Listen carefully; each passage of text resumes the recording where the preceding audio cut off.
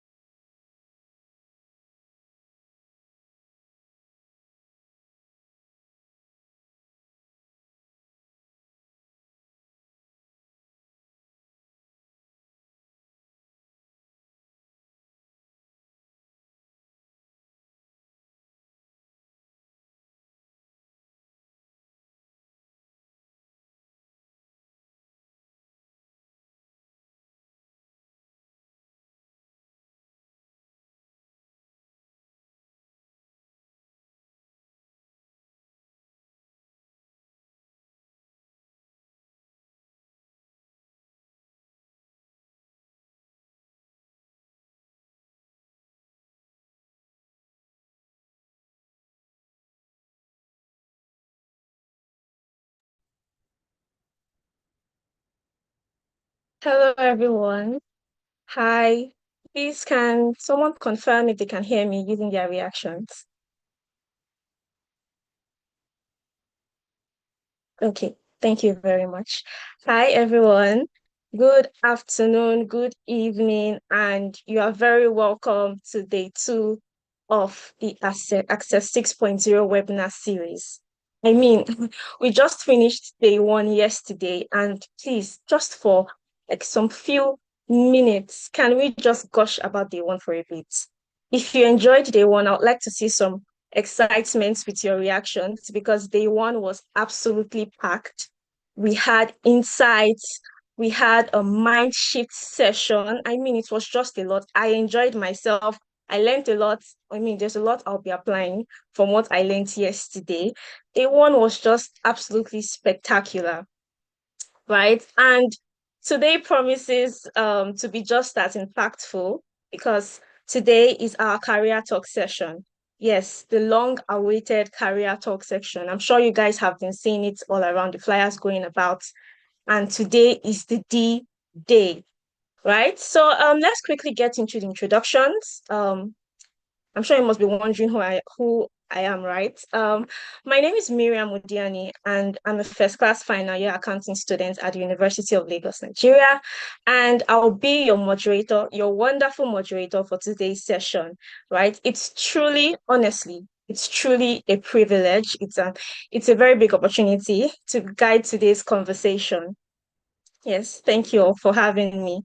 So quickly before we get into deep business, I would just like to explain to us what today's session is all about and what we should expect, right?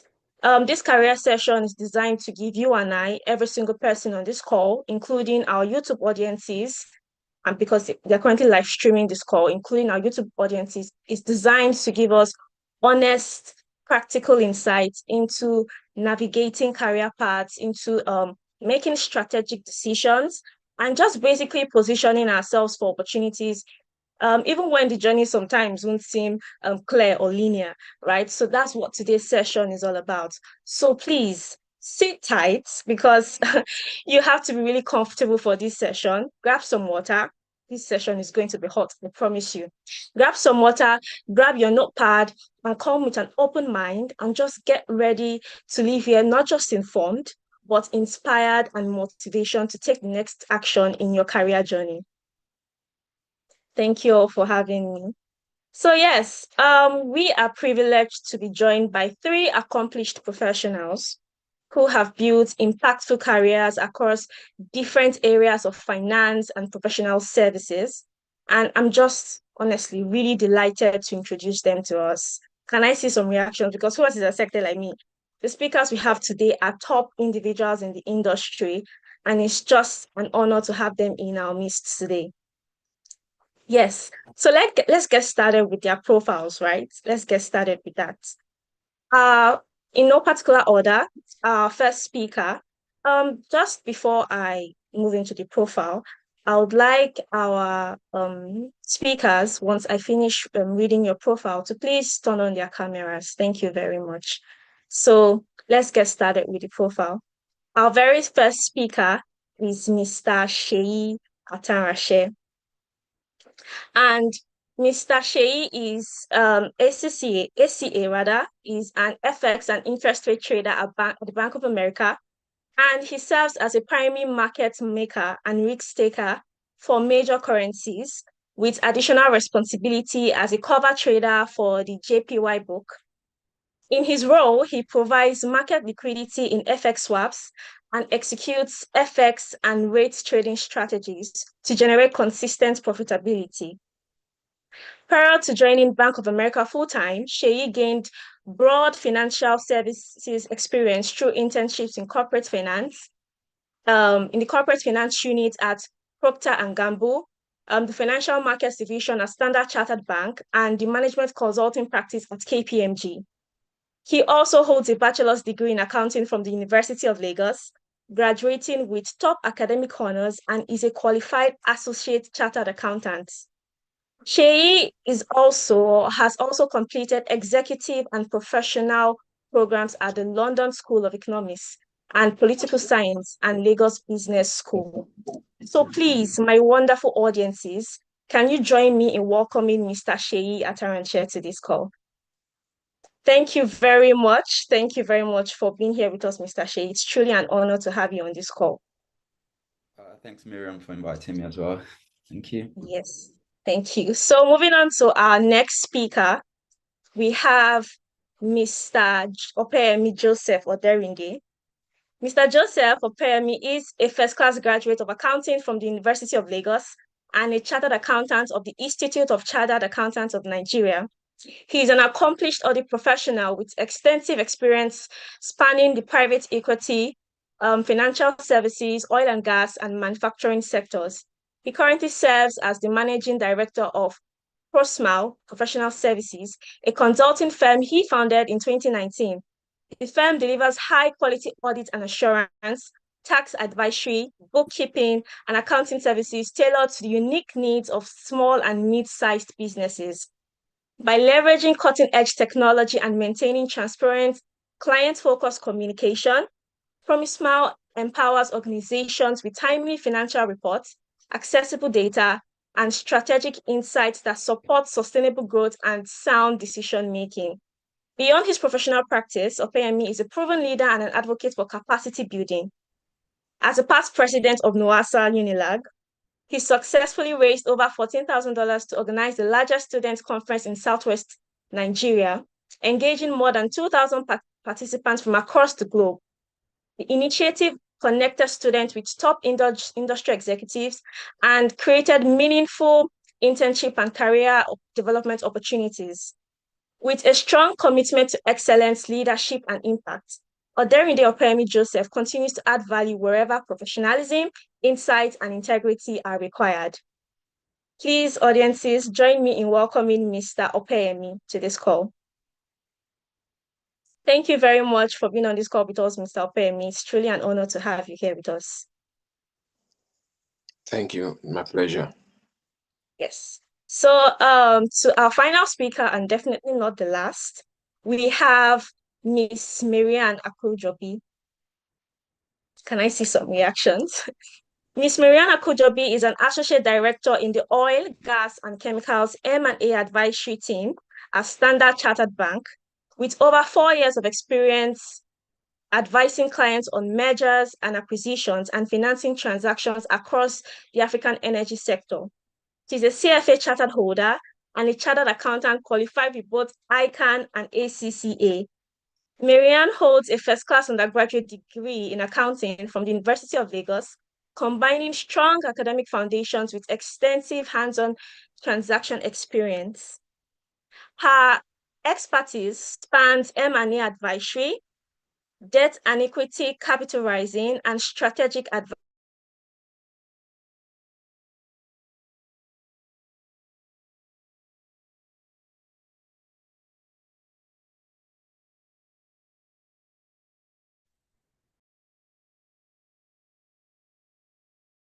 And activities.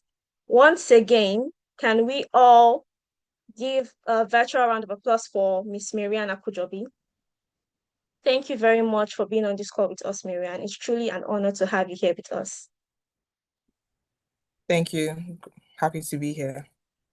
Yes, thank you all. So these are professionals who have walked the path many of us are aspiring to, and we're incredibly grateful to learn directly from them. So please, my audiences, join me once again in appreciating our speakers using the virtual clap reaction.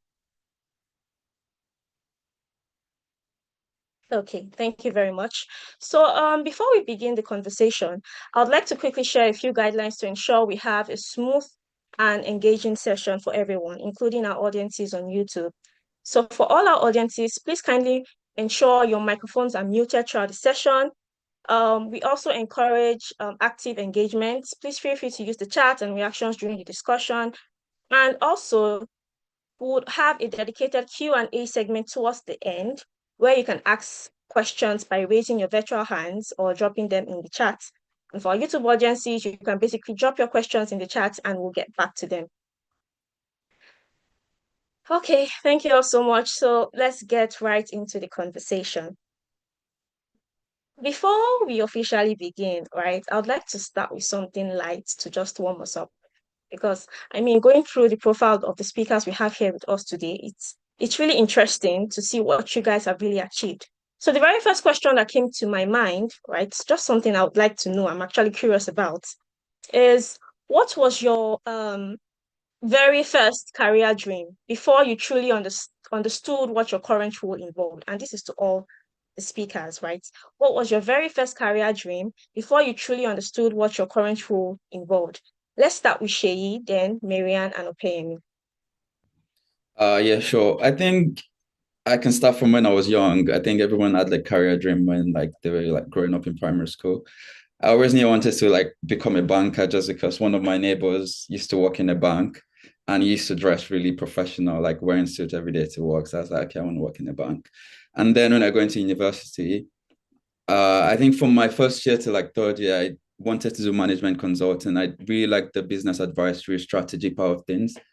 And that's what I was training for. Like I was always doing case studies. I was always learning to become a management consultant until I did my internship at Stanchart in the trading division. And I found it much more interesting and more technical.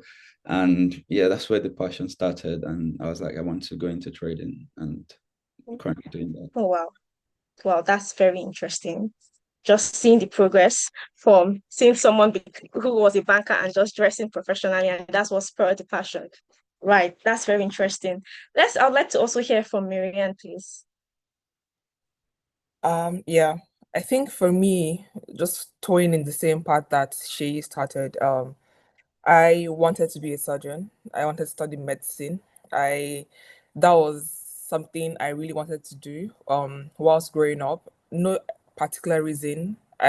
Or maybe there was. I think because I grew up watching a lot of career-driven shows. I was into Law and Order. I was into Hmm. The House. To um, There were a couple of series and movies I did watch that kind of made me think or assume that I wanted to be a surgeon. Um, but clearly that didn't work out. So I'm here in banking. Banking primarily because my dad was a banker. I have Hmm. cousins that are bankers. I think my entire family at this point are bankers. So Wow. I tried to some extent try to deviate from that line of work, but I didn't do that successfully. So ended up working in investment banking. Actually, whilst I was in university, couple of friends were all in this societies, finance societies.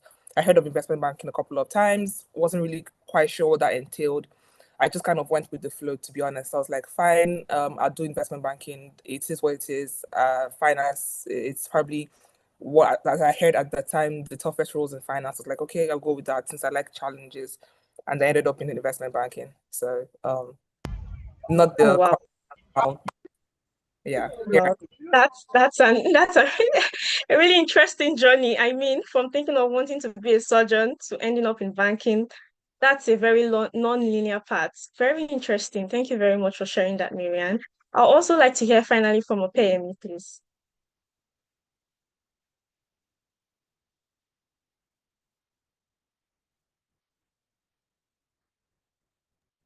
You're mute, Obe. Thank you, Marianne.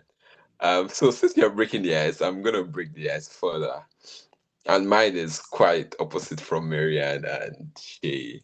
I always wanted to be a master of ceremony where I used to organize events and the likes. But I mean, I always found myself in circles like Marianne and Shay. So I mean, I had to take life serious. Right. Fun fact, Marianne was my school mother in university.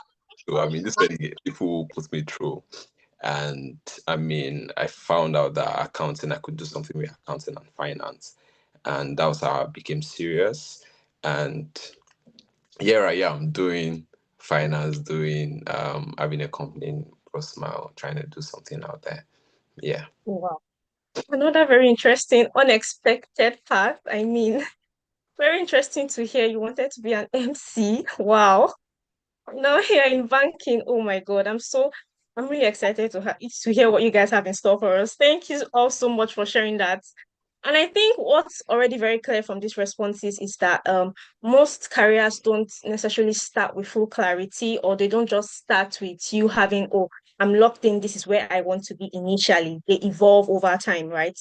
And that brings me perfectly to our very first question, right? Because just a few weeks back, I was talking to some of my friends, and the main point of our discussion was that, okay, I mean, we are about to finish school. There's a lot, we don't necessarily know what we want to do yet, right? Time is running out. There is this pressure to have everything figured out early or even get it right, even like when you are still discovering yourself, right? Or let's say we've tried so many things and we are not just clear yet. There's nothing just interesting to us yet. So I'll be starting with Marianne because I'd like to hear from you. Marianne, if a student came to you today and said, basically, I don't know what I want to do yet, but I need to start somewhere, right? I need to start somewhere. What is the very first practical step you would advise them to take from your own personal experience? I think for me, the first thing I would say is it's honestly understandable if you don't know where or what you want to do. We've all been in that position. It's more common to not have things figured out than to have things figured out, in my opinion. So I think there isn't a reason to be anxious or to be scared or fret about the situation. So that being said, I think the first step would be just researching because there are various options, especially in our type of industry, in the finance industry. People limit it to just investment banking and trading, but there are so many more things you could be doing in finance industry. It doesn't just end up at investment banking, trading, and the conventional banking routes that you hear of. So I would say, firstly, research, understand the industry, understand the different type of roles that are available.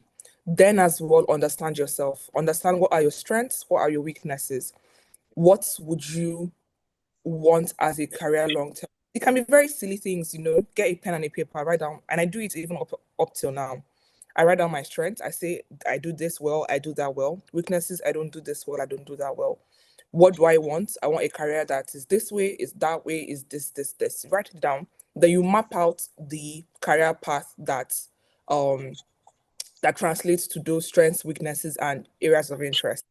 So Should use my this thing. What do you call it? Earpod. yeah, Sorry for that. Gifted, please, no, can you kindly mute yourself? Yes, thank you. yeah. So just listen out your key strengths and weaknesses, mapping that to the kind of roles that are available in the finance industry, and also just understanding that not everyone has things figured out. Along the way, you think, oh, I want to do investment banking. Tomorrow, you want to do trading. Tomorrow, I want to be a DJ. It's fine. People switch careers, and that's the beauty of life. You can always start again. And I always tell people, the advantage you have as university, as grad students, is that you have time. You are still in your prime. There, you have so many opportunities at your disposal. You have the opportunity to do something in 2, 3 years from now. You don't like it, you quit, you start again. So that, in summary, one is understand that you don't have to have things figured out. Two, you do your research, map out what you want out of a career, map out what your strengths are, what your weaknesses are, and then just take it from there. And I believe everything will turn out fine. Okay, that's really an interesting perspective. Thank you very much. So what we are hearing right now is you need to understand yourself, you need to research, you need to even like take a book, a pen and paper, just list out your key strengths and weaknesses. I mean, just like Marianne said, not everybody has everything figured out, and that's fine. That's the beauty of life, like she said, right? So building up on that point, Shay, I would just like to say, looking back now, right, and considering your non-linear journey from audit, corporate finance, and now a trader at Bank of America, what would you tell your younger self about making career choices when you don't yet have all the answers?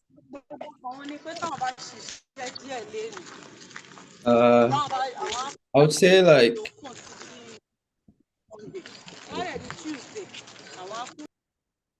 Okay.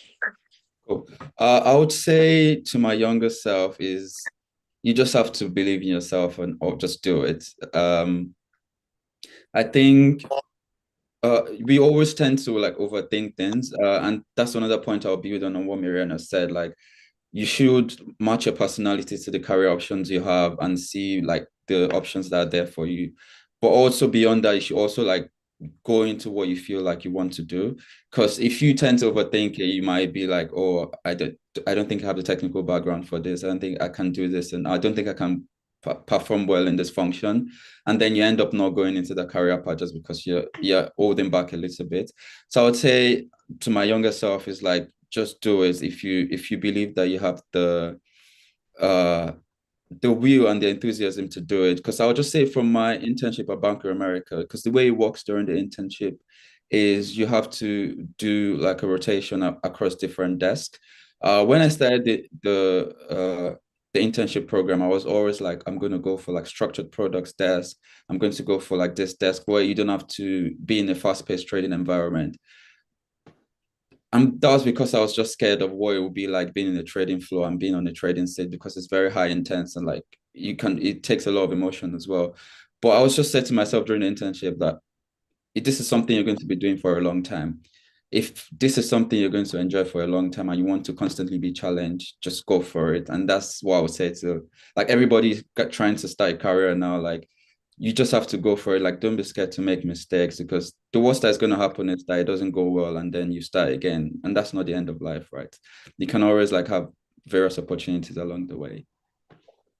Okay, thank you very much, Shay. You guys are hearing that now. You shouldn't be scared to make mistakes. I think that's one thing I personally really struggle with. The fear of mistakes, the fear of failure. Oh, I don't think I'm going to get this. But now we are hearing you shouldn't be scared to make mistakes, right? Mistakes are the steps towards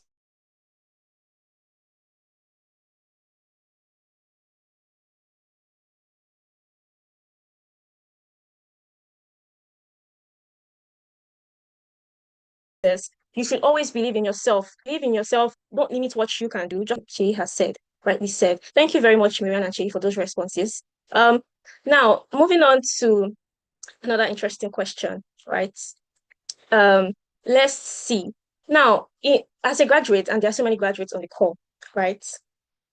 Like I said earlier, a lot of students, once they make a career choice, especially early on, they feel they are locked in forever.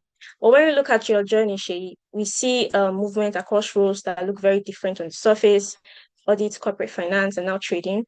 On paper, it looks seamless, right? But I'm sure in real time, those transitions required reflection, they required courage, and probably adaptability and learning, right? So I would just like to know, Shay, with insight, as you transitioned across these roles, what did you learn about yourself, one, and what specific skills or mindsets from those early roles, your early roles probably from your internships and probably also in school, the work you took up in school, what skills or mindsets from those early roles became surprisingly valuable in your current role as a trader at the Bank of America?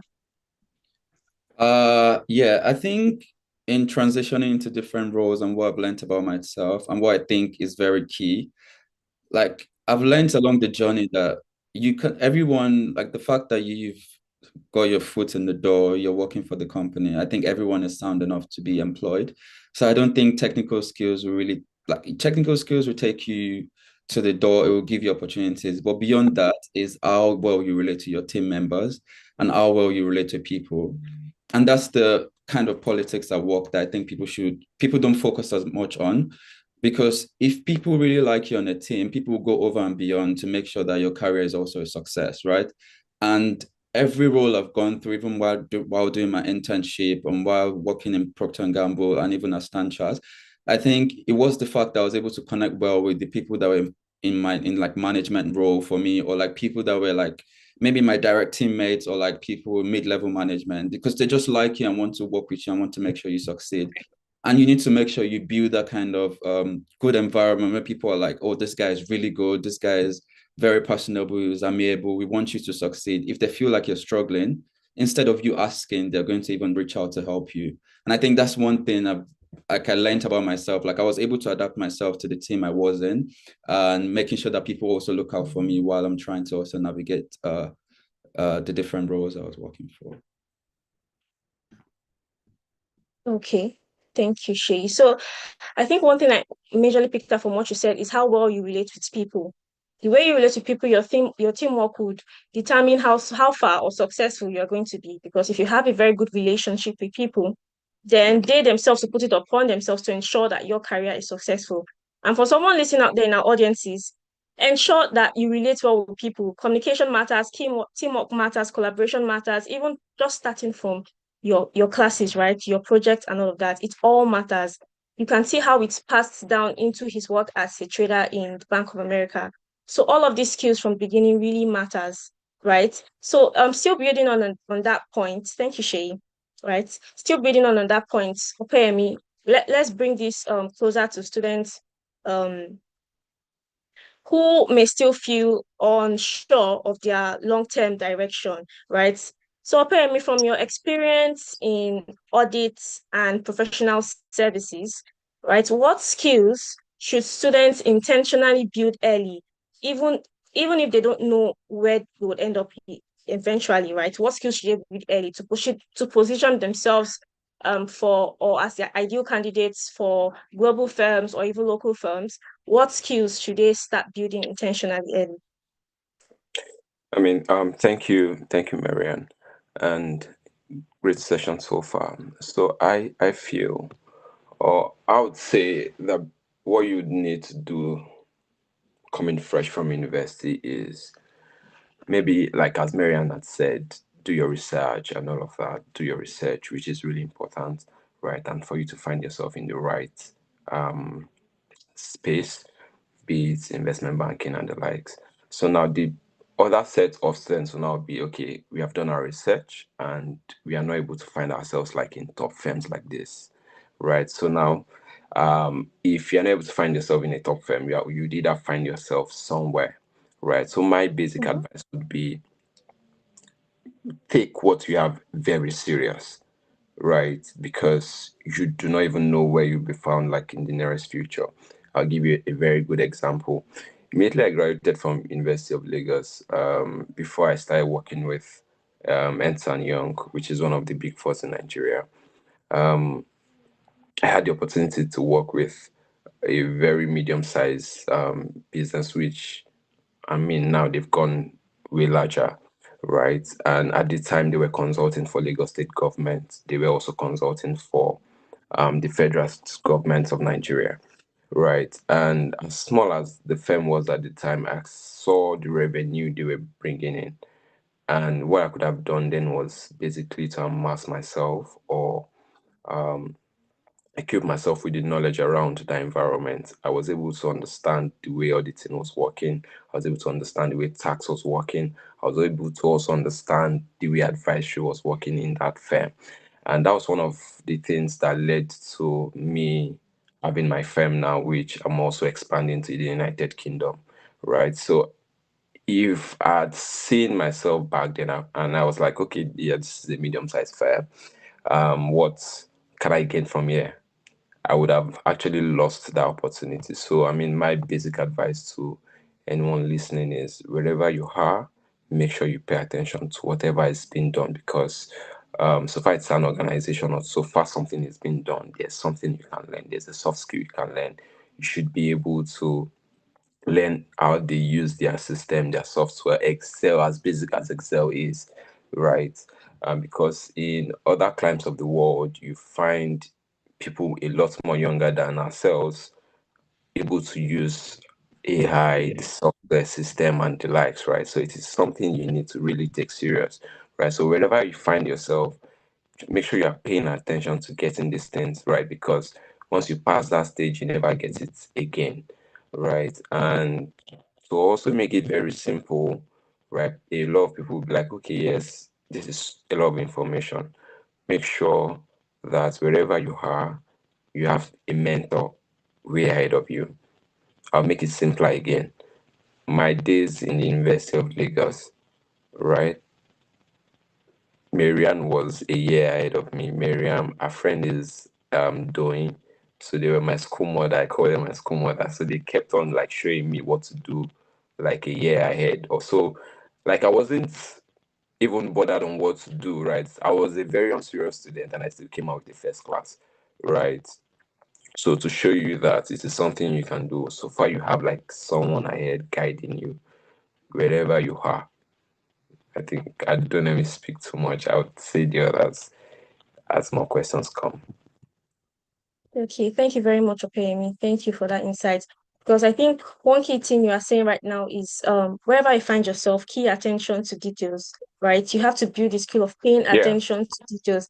And I think that's what many of us usually miss, even in our normal day-to-day life or just in school gradually, right? Attention to details is very important. It helps you when you get to organizations, right? And it makes it easier for you to adapt and just learn. So attention to details is what we are hearing. So I hope someone is actually writing that down there. Attention to details. So just very briefly, Marianne, how can students make peace with uncertainty while still making strategic, growth-oriented decisions early in their peace with uncertainty? So I think it's just taking it back to the first statement I said, not everyone has things figured out, especially in the early years. You probably don't know what you want to do, you're not sure of the career path you want to tow. So it's very common at that level. And I think once you understand that, then you can make peace with that, because that's the first step. First, understanding that not everyone has everything figured out, and then whilst you're still in that limbo of trying to figure things out, it's important that you also make steps. You also understand that I can't just be where I am. I have to move forward, and in order to move forward, you need to start planning ahead. And what does planning look like? Planning looks like as Obe said, reaching out to your mentors, speaking with people, networking, trying to find the right people that can help, speak on your behalf. Because in the corporate setting, like she said, it's largely if people like you, they speak for you. So the extent that you have those relationships, please leverage them, go to people, have coffee chats, tell them, this is where I'm at, this is what I'm looking at. What do you think? You've been in this position before. Can you let me know? Can you advise me on what to do and what not to do? And, one thing about it, and I always say this, is one thing about life experience, that this person's ahead of you is not because they are better than you or they are smarter than you or anything else. It's just because of experience. It's time and experience. They've gone through several cycles and they're able to tell the fact that I've been in this position, I've done this before, this is how I think you should do it. So it's very important that you leverage those relationships that you have in your early years. Go out with your colleagues in upper years in the university. Go out with your colleagues or your friends who are currently working in industries that you want to work with. Sit with them, understand, ask questions. Very basic questions. You don't even need to go into technical questions, because at that level, yes, it's very important that you have technical skills, but at the same time, it's very important that you understand the role you want to go for. So ask questions. What is your day-to-day like? What are your team members looking like? What do you guys do on Mondays? Do you get up and pray in the in the office? I've seen Instagram posts where people get up and they're praying in the office. Is that what you want? Is that what you don't want? Very key you ask those questions, so you don't go into the office and you're shocked when everyone is starting to pray. So ask very basic mundane questions so that you get good clarity on the type of role that you want, the type of team or office or organization that you want to work for. So in summary, two things: understand that where you are is a season. You definitely go out, move past that, and while sharing that season, it's very important that you leverage the resources around you to make plans to forge ahead. Thank you very much for that insight, Marianne. Thank you. So, like Marianne has said, you have to still, she was speaking, she just reinforced what she and Opeyemi has said, right? You have to speak with people, you have to connect with people, and you just have to ensure that your fear isn't drawing you back. right? You just, like she said, not everyone has clarity initially. So you just have to ensure, even while you're still uncertain, you are still having issues, but make sure you start taking steps, ask basic and mundane questions. I mean, a lot of people like me want to ask really technical questions. Okay, maybe I should ask this. But no, like Marian has said, you have to ask basic mundane questions just for you to understand and get clarity of the roles you want to be in for now. Thank you very much, Marian, for that insight. Right. So you guys have spoken a lot about the workplace and just networking with people and communicating with people better. Right. So I would like to bring this scenario, right? A lot of students here, final year students, we have a lot of graduates on the call, right? Preparing to probably get their first jobs after school. And even on 300 level students, 200 level, currently looking at interning. And one question that comes up repeatedly is, okay, what do I do in my first few months so I don't just blend in? Because I think in my own case, just last year when I was in an internship, my mentality was, oh, I wanted to blend in. I didn't just want anyone to notice me yet. But what do we do in the first few months? Because I've realized that that is just would be a blind side on your own part. So what should you do in the first 3 months, few months, so you don't just blend in or make avoidable mistakes, right? So let's start with your Opemi. From your experience in professional services, right? What is one thing a new graduate should absolutely do in their first 90 days on the job, one thing they should deliberately do, and one thing they should avoid if they want to make a very first strong impression for themselves and just set themselves up for a long-term career success? Yeah, brilliant. Thank you, Marianne. Right. Yes.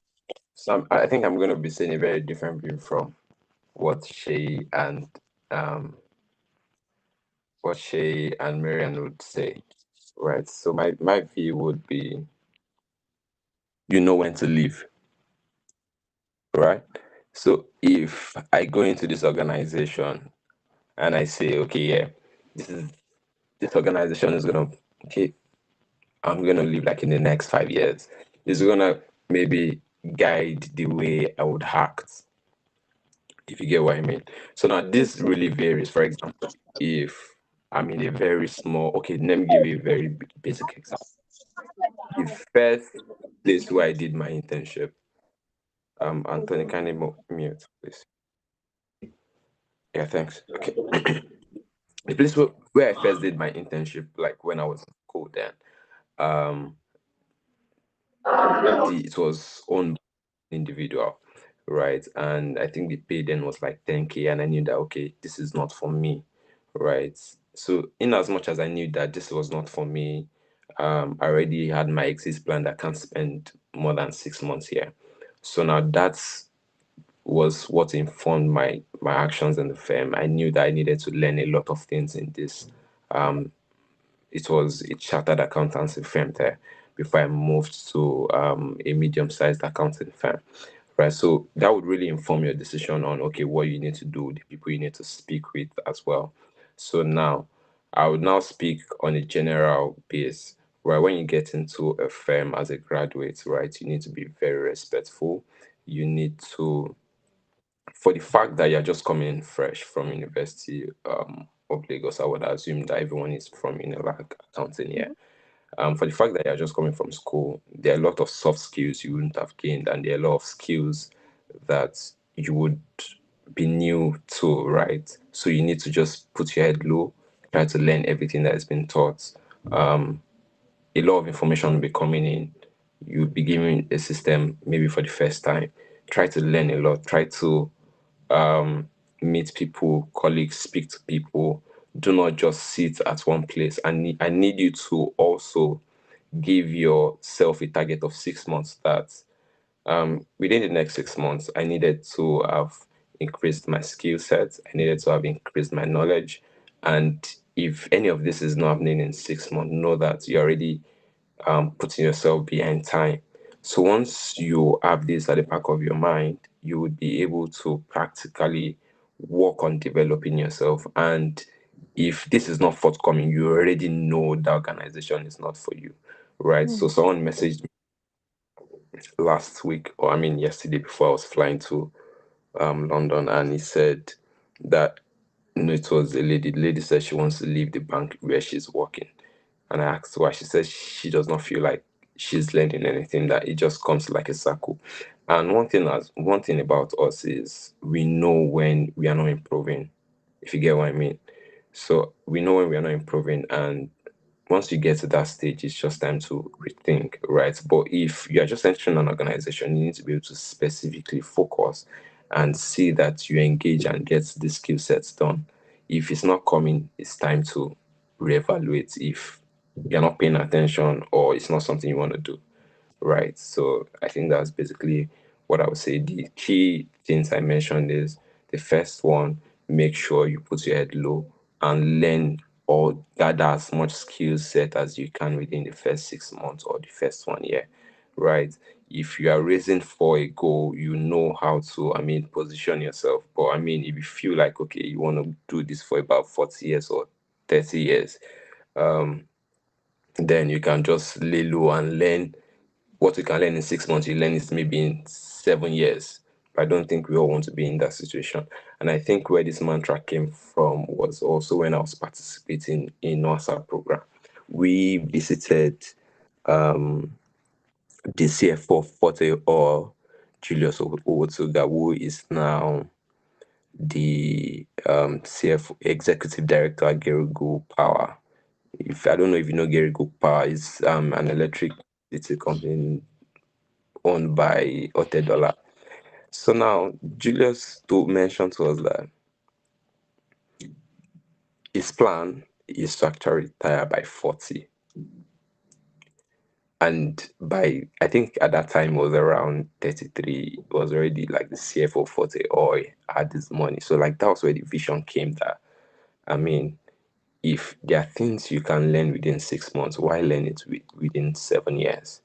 Right. So, and if you're in that position, you see that your progress in life in your career would really go so far, and you would also begin to know what you want for yourself. So, Okay. yeah. Yeah. Thank you. Thank you very much, Opemi. I wouldn't have thought about that at all, right? So the very first thing is know when you want to leave. That was very insightful, very different from what we have been hearing.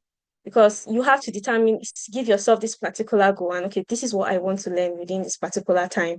And just put your head down, gather the skills you can gather, and just walk towards it, right? That was very practical. And Marianne, I would love to bring you in here, right? So from your experience, especially in high pressure environments, what do you think? Because there would be a lot of graduates that would want to probably apply to opportunities at global firms, just like Standard Chartered Bank. So, what do you think new graduates often underestimate in their first few months at work? What do they usually underestimate? I would say that would be interpersonal skills, and that's bringing me to what Shay had said around, letting people like you, being a likable person. So to a large extent, people form their opinions and their biases based on first impression. So you don't want your first impression to be, she's a bit timid, or she's quiet, or she doesn't provide inputs. And if a lot of young graduates make this mistake, not to their own, fault, but just because as Nigerians and as Africans, we are in an environment that kind of makes you, a bit quiet. Not, I won't say quiet, but a bit more, maybe self-conscious is the word, because we're being told, when elders are speaking, you don't speak, when you get into a room, don't do too much, at least at impression. Yeah. And then take that into the workspace, especially if you're working with global organizations. No one is going to say, oh, I'm older than you can't speak when I'm speaking. Everyone values people's input. People want to hear what you have to say. And lots of young people, they come in, they feel like, oh, I don't know as much as the MD or the ED. I don't know if I'm saying the right things, or I'm just even asking silly questions, and they keep quiet, and you just course through your internship. And internships are 6, 8 weeks. So you have literally just 6 weeks to make an impression. for people to like you enough to bring you back the next year or the following recruitment cycle. So you need to make a very good impression. And by doing so, and how do you do so? You do so by being a person, a personal person. Let me put it that way, like someone that people can trust and people like enough to work with. Trust in the sense that they trust that you can handle the task, even the small tasks that they give you to do. You can handle it. You can communicate effectively, and you're a team. You're a team builder, so to speak. And I saw in the comment section where someone said, they don't necessarily like working in teams. And I'm sorry to break that to you, that can't work in the corporate industry. It doesn't work that way. You're going to definitely be in a team. You're definitely going to work with team members, and you definitely need to be a team player. Without those skills, I can just almost guarantee you that it's not just going to work, because people want to work with someone that, can add value to their team. And I take, for example, the, excuse me, the last internship cycle that closed in my office, the person that we worked with, very fantastic guy, was always communicating. I watched him. He was very, very in tune with the associates, with the analysts. He would go out to coffee with everyone. He would schedule calendars. He'll come and meet you. Oh, do you have some time? I want to get your input on some things. I want to learn from you. And people take note of that. They take note of who's asking the questions, no matter how silly that can be. Because in your first year, people don't expect that you have the responses or the questions or the answers to the questions. They expect you to ask. So you have to be as absorbative as a sponge. You need to ask questions, no matter how silly they are. You ask. You only learn from asking and from doing. So, and that was one thing that people liked about him. People liked that they could rely on him. I knew that I could give him work and he would turn around the work. And there'll be mistakes here and there, of course, and that flows into, paying attention to detail. Just, it comes with time and with experience, So I could trust I could give him work and then he would do it. And even above that, he was a likable person. I genuinely liked working with him. People liked working with him, wherever his name was being mentioned in rooms, people spoke for him because they knew that, this person does the job. He's a good person. He's a likable person. People want to fight for him. So I would say just, having that interpersonal skill of, just speaking up in rooms, even if it's just saying, oh, I second that, I agree to that. Yes, can you walk me through your thought process? It's very good to, because people now understand that this person is thinking and this person wants to understand the reason behind, our rationale, our decision to make our decisions. So I would say, ask questions, be a people's person, always kind of volunteer to do things for the team. And to be fair, in those years, it kind of seems like scunt work, people are giving you just menial tasks to do. But whenever you're trusted and trusted with things to do them to the best of your abilities. If someone tells you prepare a PowerPoint slide with just pictures, make sure the PowerPoint slide is on point. No errors, nothing is looking out of ratio, everything is spick span. In that way, they know that, okay, Miriam is the one to go to if we need someone to format pictures, and you would always be known for that. Always, another thing is always be known for something. Either it's you're the guy to go to for compliance stuff. You always know the answers to compliance questions, or you are the guy that knows the best coffee shop in the area. Just be someone that is known for something. That way the team can trust you, to handle things. It could be that you are known for preparing the best PowerPoint decks just because you know how to arrange slides, you know how to make them pretty, you know what to do. People now know that, go to Miriam, she can format this for you, or be known for the one that has the Excel formulas. I have a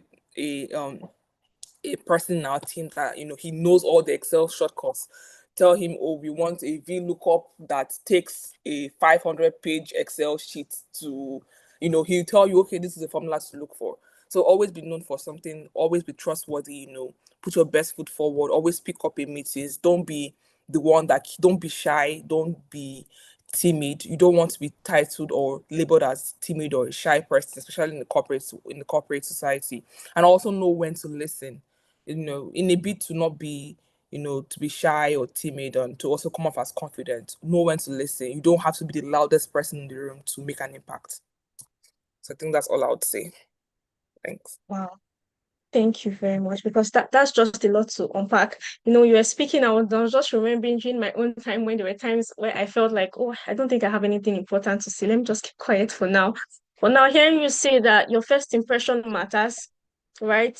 Your interpersonal skills, you don't just have to have the most technical thing to say, just the fact you can say, oh, I agree with what someone has said and stuff like that, because not everyone expect you to have all the answers, right? Because you are just new, you are just starting. I think that's something I really need to hold on tight to. Not everyone expects me to have all the answers. And for someone also on this call, not everyone expects you to know all the answers. Just ensure you are known for something, even the littlest of things, right? Ensure you are known for something. Thank you very much, Miriam, for that insight. It was truly refreshing to hear. Right. So another aspect I would just like us to discuss is about certifications versus experience, right? Um, I'll still ask you, Miriam, I'll direct the question to you again, because just last year, honestly speaking, just last year, I remember having conversations with my friends who were in the class, and we're just thinking, oh, ICANN or ACCA, when do we even do it, right? I mean, we're already in our final year, yes, but we're thinking, should we just go for the experience first, or we should go for the certification first? There was this feeling of just being severely overwhelmed. But Marianne, you hold CFA, you hold ACCA, and you also hold ICANN, like an exceptional combination. When I saw it, I was really wowed. So I'll just like to know, how did each certification uniquely contribute to your effectiveness as an M&A advisor, right? How did it contribute to your effectiveness? Yeah, I would say, first off, CFA, ACC, and ICANN, two separate, qualifications in terms of where it's applicable. So ACCA, ICANN, they are more accounting focused, while CFA is more finance focused. Now, for me, CFA was very instrumental for me because um, so a bit of background. I'd already done my ACCA, and then once I was on my ACCA, I was able to do my ICANN because I also got some exemptions from writing my ACCA. So I believe I only wrote about 3 papers in ICANN, and then I got qualified. And then from that, I did my CFA. So I did my ICANN and CFA simultaneously. So the reason for doing CFA was because I wanted to pivot into the finance industry. I wanted to do investment banking, and I felt like having the CFA certificate and also the knowledge would be beneficial to that. So, and I do agree that it's beneficial because one thing is it gives you the basic knowledge of finance. So I studied accounting, as you know. I did ACC, I did ICANN. Those are accounting certifications. They don't necessarily deep dive into finance the way CFA does. Now, trying to now get more knowledge on finance for me was doing that certification. I did not know anything about finance at that point. I didn't know what fixed income was. I didn't know what equity was. I didn't know what corporate finance was. I only knew accounting. I only knew IFRS and IAS standards. I only knew that. So now CFA was able to give me that knowledge I needed for my role. I was able to understand what is the work, what is cost of equity, what is cost of debt, how do you value a company, what are the different valuation methodologies. So all that was very much needed for me because I didn't have that background. So that helped me in the career that I am in currently, because as an M&A advisor, what you're trying to sell, the product you're trying to sell is buying and selling, essentially. You're trying to tell this other company that, buy this company because we feel you get good value from this, there's synergy, there's this. You are trying to tell the seller, you can get more for your company. And all that fed into my CFA journey because CFA kind of gives you the basic knowledge that you need to be able to understand some of these terms, especially the technical terms that you might hear in the workplace. So that was very effective for me because I was able to translate my educational background into technical skills needed on the job. Now, for ACC and ICANN, I would say it helps because as well, one of the key work streams that you'd be working on as an associate analyst or associate director at the time is you'd be analyzing financial statements. So you'd be looking at financial statements, you'd be building models. And for you to be able to do that, you need to understand the basics. And that basics you get it from doing the professional exams, or you've either studied accounting. So I would say to a very good extent, the background I got from my certifications really did help me with my technical skills. Because one, as well, it also proves to your employers and the people that you work with is that, this person is smart. Someone who has done her CFA and her ICANN and ACCA, I'm not playing with you guys. I'm not here to joke with you. I know my stuff. So to a larger extent, they trust that you understand things. When they're speaking to you, that you understand some of the technical things that they are telling you to do. So but that said, it doesn't mean that if you don't have those certificates, you can't do well. I think, again, in the setting that we are in the Nigerian setting, especially for,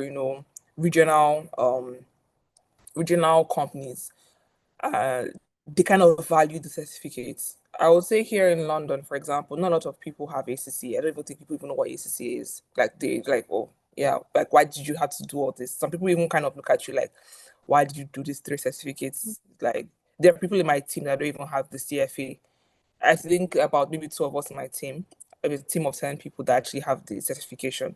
So they don't necessarily, they value it, they know the value of it, but you don't see people go out of their way to do it. So it doesn't necessarily mean that if you do not have the certificate, you're not going to, perform well on the job, or you don't, because there are other ways for you to learn, You can easily go online, read up, go, can take personal courses. CFA even offers some courses online that you can do. ICANN as well has the materials online that you can read. ACC they also have some materials, so you can easily pick up those and brush up on your knowledge. So it doesn't necessarily mean that if you haven't done the certificates that you wouldn't have the skills needed in your work, because as well as a grad, they kind of also train you once you go to positions. So they organize trainings. They take you to different countries if that pay for you to train. So you also get those technical skills through training. So it's a two-way street. There's really no one straight path to it, to be fair. You can either take the road of getting the certificates at hand, having the skill set initially from the onset, or you go in fresh and they train you. That's what the companies are there for. Especially at the early stage of your career, they're there to train you. So you maximize that training. And even in Nigeria, for example, the big fours, they pay for your ACCA or your ICANN. So you can also get that from them as well. You don't have to spend your own money. You don't have to be like me that spent my parents' money on doing ICANN and ACCA. You can benefit from your organizations. They do pay for some of these exams. And you also have the same opportunities as other people. Other people. Okay, thank you very much for that. And I would also just like to building on that point, right? If we decide, because you said you did your CFA and your ICANN along side by side, right? So Yeah. as students, I mean, because we have so many students here, probably in year 1, year 2, year 3, and the likes, how do they effectively balance getting these certifications with their schoolwork, and also how do they effectively balance it with the need to gain practical experience, right? Because I mean, it feels too, will I say, overwhelming if you think about it. So how do they balance everything routine effectively? No, I agree. I agree that it can be overwhelming. So I would say you start as early as you can. So for context, I started my ACCA in my second year. In my second year of uni. Now, what did that do for me? And when you start your ACCA, you start from the fundamental stage. So you do all the papers, no exemptions. I think I can't remember what the criteria is now. I don't know if it's changed, but I know that when I was doing my ACCA, if you had a BSc in accounting, they kind of exempt you from some courses, some basic courses like financial accounting, management accounting, because they kind of assume that you've done that in your university year. So they exempt you from like 3 or 4 papers. Now I did everything. I did like 13 papers, if I'm not mistaken. So I did those, and I spaced it between year 2 to year 4. So what, 3 years, 2.5 years? So one thing is, starting early. Once you start early, you're able to plan the number of papers you can do. So, for example, in my first year, I took the first 3 papers. Sorry, in my second year of first semester, I took the first 3 papers because they were similar to the courses. And, the benefit of starting early is that you can now mix and match the papers you write with the courses you're doing in that year, especially for accounting students. So in 200 level first semester, I was doing financial accounting. I was like really arguing with that. Sorry, Toyo, please, can you mute yourself? Thank you. So I was at that time I was doing financial accounting, management accounting, and some other courses. So what I did with my ACCA was to match the courses I was doing with the ACCA papers to write. So that was I would say was very effective for me because essentially I was reading for my ACCA the way I would read for school. And the ACCA knowledge as well was helpful in school because, that was basically exactly the same thing I was being taught. So it was like, what more do I want to read here? So once I've read for school or I've read for ACCA, I've read for the other. So I've covered my bases. And that was how I was able to plan throughout my final year. I was mixing and matching the papers based on the courses I had for that semester. So that way I cover both syllabus and I'm able to write my exams. And the trade-off was that I wasn't able to do internships in the way my friends were doing internships. And not everyone needs to go through the internship route. Initially, I won't lie, I was a bit worried that, my friends are doing internships, they're getting the experience, I'm here writing certifications. Would that help me? I don't know, but I've already started this path and I'm going to tow it. And as I said, not everyone would follow the same route. People get to the same place using completely different routes, and that's fine. Everyone's journey is different. So don't go looking at people and comparing yourself and saying, X person is doing this, I should have done this. Because I was at that point in my career where I was like, all my friends were getting offers at Bank of America, Goldman Sachs. And I was there like, okay, I wasn't even getting any offers then. I think I was still doing my NYSC with KPMG, no offers in sight or anything.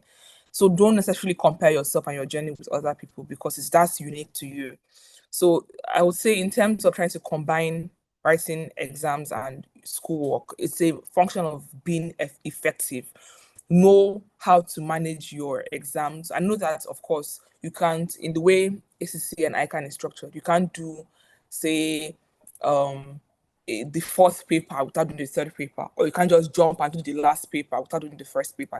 There's a kind of sequence and flow to it, but it also kind of, you're able to pick in a way as well what papers you can do, at least for ACCA. But you can of course move to the professional level without finishing the foundation level. But within the foundation level, you have that leeway to pick and choose what paper you write. So I think that was what helped me in planning my planning schoolwork and also my professional certificates. And it's not easy for everyone. To be fair, I did kind of trade off some things. I was writing exams during summer holidays, during Christmas, during the New Year. So it meant that I was always studying. I didn't necessarily have time to go out with friends. I didn't do my internships. So many trade-offs, But it's now for me what is important to me. I want to finish these papers and I want to finish well. So, and that was very much important to me. And I was ready to make those sacrifices to not, have those engagements and those holidays that was needed, because now I'm at the point where I'm done with these papers. I can now have those holidays. I would say for the past, 6 years, I've been writing professional exams. I just finished my CFA last year. So I did 3 years of ACC, 1 year of ICANN, another 3 years of CFA. That's literally an undergrad certificate in itself. So everyone's journey is different. So don't go looking at someone else and say, this person has done this, so I should have done this as well. You don't necessarily need the certificates if you don't want them. But I'm someone that wants it. I want to have those certificates. I want to prove to myself that I can do this. So that was the reason why I did them. So hope that answers your questions. Yes, that answers my question perfectly well. Thank you very much. I mean, sacrifices has to be made, and don't compare yourself with others. I hope my friends are listening to this, right? Everyone has different paths to take, routes to take. Don't compare yourselves with others. It depends on you. And once you decide to take that path, you have to know that there are sacrifices that would have to be made, right? So following up on that question, Shay, I would like to come to you, right? From your own journey, from your own experience, how did your certification help throughout your own journey and now becoming a trader at the Bank of America? I'll pick up on some things Mariana said as well. I think for me, if I had known that I'm going to be doing what I'm doing right now, I don't think I would have done, like, I'm also a chartered accountant. I don't think there was any point in doing it. And that's why I would say, like, you have to prioritize experience above any other certification. Because we are in this community, like in the Nigerian community, everyone's like, you need to do this, do that. Even now, my mom will call me and be like, oh, when are you going to do your master's? I'm like, I'm not thinking about that at the moment. We always prioritize like making certificates over like what you actually need for the job. I think like I would have rather done use my time to learn other skills, like maybe programming or like even design and other stuff that can even help me further down the line. Because if you spend your days doing a certificate and then at the end of your final year you decide you don't want to do accounting, so what was the point of doing the certification all along the line when you don't actually want to go into that profession, right? I would say one of the things that doing ICANN alongside helped me to do is just to like give me more discipline, because if you're doing ICANN while studying, you have to be disciplined. Like you have to know when you're going to be reading, when you're going for classes, how you mix that with your actual schoolwork as well. It just helps you manage your time better, help you to be more disciplined. It makes you like stretch yourself as well to determine like how far your brain can take. Like you get to test your limits when you're doing the certification. So I would say you do those if you really want to, like, if like Marian said, like because she wants it and she wants to like show herself that, yeah, I can do this. I think it's really good for that. But if you think it's really going to like help you, maybe in I know in Nigeria and some like Nigerian firms will be like, you need to have this and that. Maybe that's where like the motivation comes from. But like working for like international and global organization, no one has like certificates in like in my team or my company, and they're doing exceptionally well. I would say beyond that, for example, also because like we're in a profession that you can do a certificate for. Like trading is a bit more different from accounting. You're working with more like mathematical stuff. You're doing like programming, you're doing statistical models, you're like learning bond mathematics, you're doing like probability theories. You don't need this, there's no certificate that you can like get for that. You have to learn those things as you start the job, right? So I would say if you have an opportunity to like gain experience or to like do a particular program, something more interesting that you feel like aligns more with you, please do it. Like you can always have the time to write your certificate along the line if that's really what you want. But I would say like prioritize gaining experience, especially in this world we are now. We're seeing like AI is taking over a lot of things. Like you can literally tell AI to give you a summary of all the IFRs and then it will tell you everything. And I don't need to go through that examination to have that knowledge, right? So you need to prioritize like gaining valuable experience and like expanding your connection. Yeah, I would say there are two parts of it. Do it if you really feel like it's a personal achievement for you, but don't do it because you think it's going to necessarily take you far or make your journey better than someone else, if that makes sense. Because I think some people, while I was in school, were doing it just to feel like they're better than this other person, or like they're getting nervous that they're not achieving what other people are achieving. I would say like just focus on school, do other extracurricular you can like do as well along the line, and then your journey is your journey, and let that be your journey. Thank you very much, Shay. Your journey is your journey. You have to do it if it's a personal achievement to you. And if it's not, all well and good, prioritize experience, right? It's not something that will make you far better than the next person. That was very interesting, actually, just hearing two different perspectives from Miriam and also from Shay. Thank you very much. And Sorry, let's look at, sorry, okay, sorry. I would love to also add to that. Sorry. okay, sure, Yeah. sure. I mean, Marianne and Shay have said, I mean, all that I needed to say. I would also Mhm. just try to add a bit. So that doesn't still give, I mean, the other students on the call to say, okay, because Shay has said we should not read, go and do certificate. We are not doing it again. We are going to play. Mm, So I'm just going to make it clear, as Shay and Marianne has said, right? If you end up not saying you're doing maybe a professional certificate, make sure you're channeling that energy to something that would really pay you, like in mhm. future, right? You cannot just be that person who would say, okay, you're not doing this, then you're not doing that. You need to be somewhere doing something, right? And if you know that you're a straight through person that, okay, would love to do certificates, please go ahead to do it, right? You never can tell where it could be. Some of you might want to maybe go through the Big Four cadre of saying, okay, I work in Big Four, and in Big Four, they will need a chartered accountancy certificate. You don't want to get to that stage and you're not like, where's this certificate? And where is Yeah. this? You're better off having it like Marian and Shay and saying, okay, you don't need it again. But you would be in a bad situation where you are there and you needed that certificate, right? And you do not have it. Better off have it. If you're not using the knowledge, fine, right? But make sure you're somewhere doing something at a time that would pay you. If it's to say you're going to learn programming, or just to not waste that energy. My mantra to young people is that there is a time to suffer and there is a time to enjoy. Yeah. I mean, I would tell you now that this is your time to suffer. If it's this the time that you go and learn programming, go and learn it. If it's the time you want to go and do your chartered accounts, go do it. Go do whatever you have to do that would pay you like in future. There's a time for you to, plant your seeds, and there's a time for you to harvest. Marianne and Shay now, they are harvesting, right? Yeah. Exactly. So you want to be in that position where you would be investing in future as well. Okay. Thank you very much, What Oprah said. I didn't say you guys should not do anything. Because you say something good. Yeah, that's a good point because people can actually misunderstand me. I didn't say don't do anything while it's fun. I'm saying like there are way other stuff that you can engage in that would like be more valuable for you than being bent on just one path of just I can, and that's the only way. There's other ways to succeed as well. Yeah. Okay, thank you very much. Thank you, Opeyemi. And Opeyemi, I'll still like to come back to you because many students see firms like PwC, EY as like one straight path, right? But the reality is that it's much more dynamic than what we see. And for you, you've moved from EY to PwC, right? And that's really like an interesting strategic decision. So I would just like to know, and I'm sure many of us would like to know, what guided that move and what did you learn about navigating opportunities within large organizations? Like for people who want to actually be employed into these roles.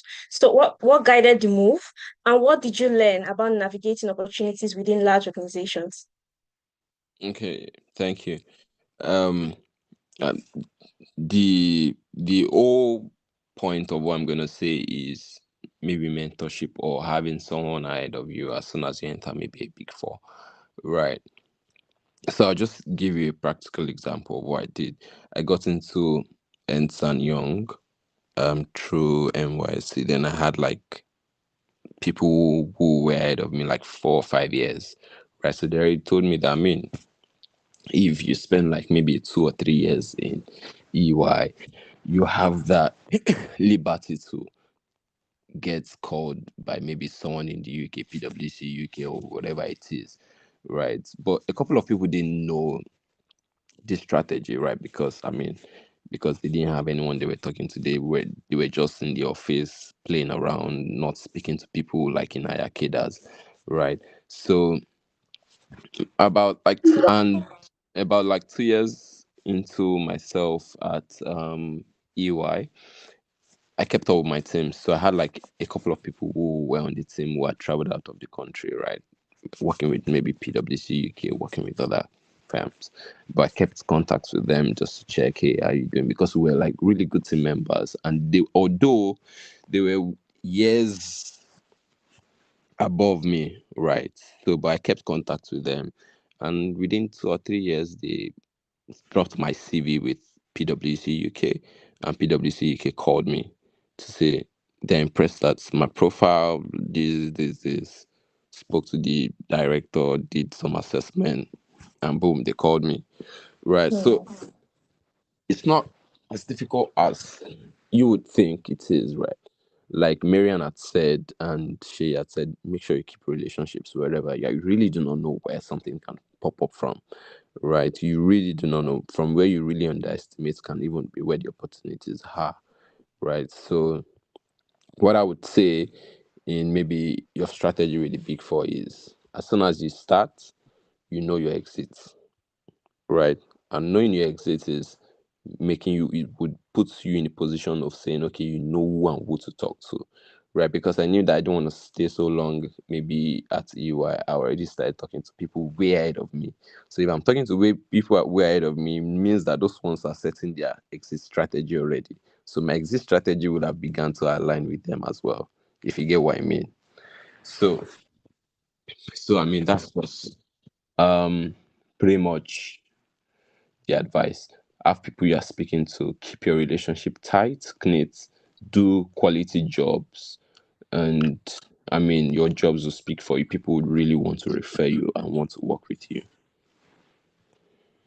Thank you. Thank you, Shay. I think we are seeing a pattern here, interaction, communication, interpersonal skills, and just doing the best at being the best at what you do, rather, being the best at what you do. And that's what is actually going to speak for you. And the people you relate with, you don't know where opportunities can come from, like Opeyemi has said. So every single person on this call, I hope you guys are listening, especially the final year graduates.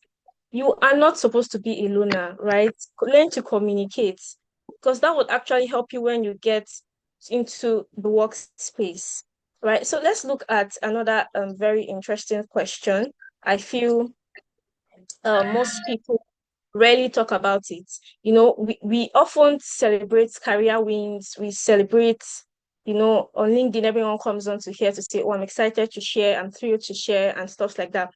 But very few people openly talk about rejection.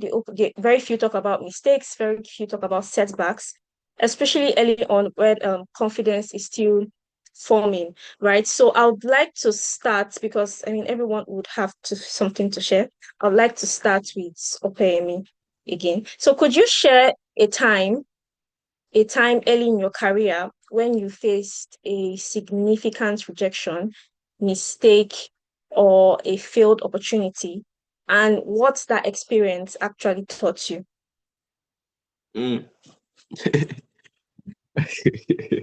Thank you. Thank you. Oh god. I mean, like, that's a really interesting question, to be fair. I think I've faced rejections so many times, but I do not consider them as rejection. And I mean, right from um when I entered University of Lagos, there are a couple of things I really wanted to do at the time, or maybe was it not to join? I'm trying to remember the name of a club. Sorry, please, can you mute yourself? 24020. Yeah.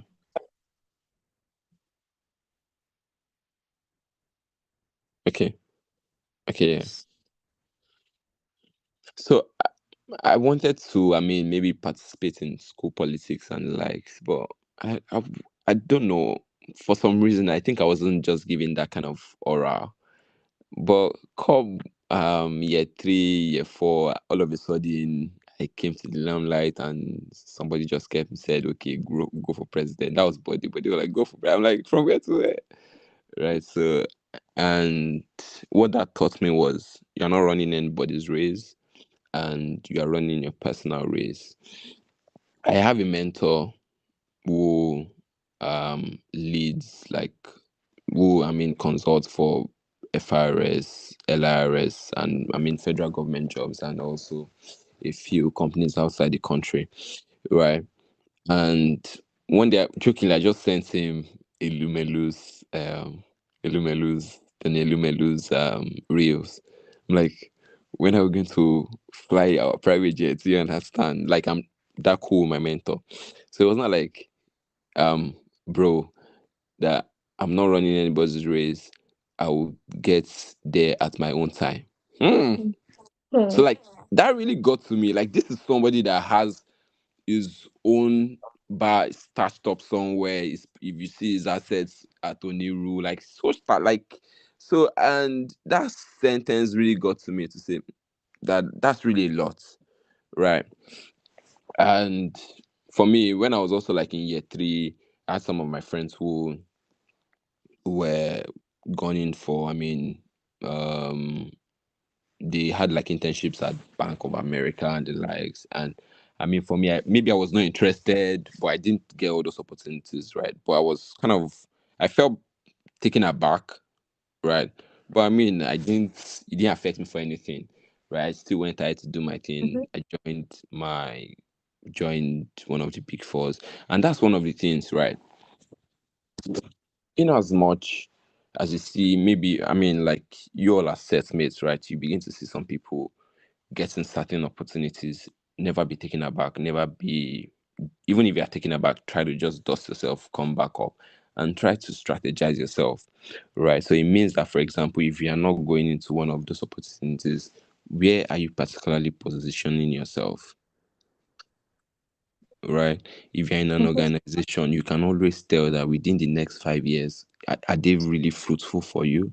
You can't be under somebody that is paying, whose revenue is like maybe 200K, and you think that your progress will be fruitful for the next maybe 5 years, if you get what I mean, right? So you need to be able to assess my position. Okay, yes, this. So at that point, I knew that, okay, yes, if I'm in Big Four, I know that, okay, yeah, at some point I'll get some international offers. So like, you run your pace, you run your journey at your pace, but you must also be able to try to project the next 5 years of your career and say, okay, where would I be at this?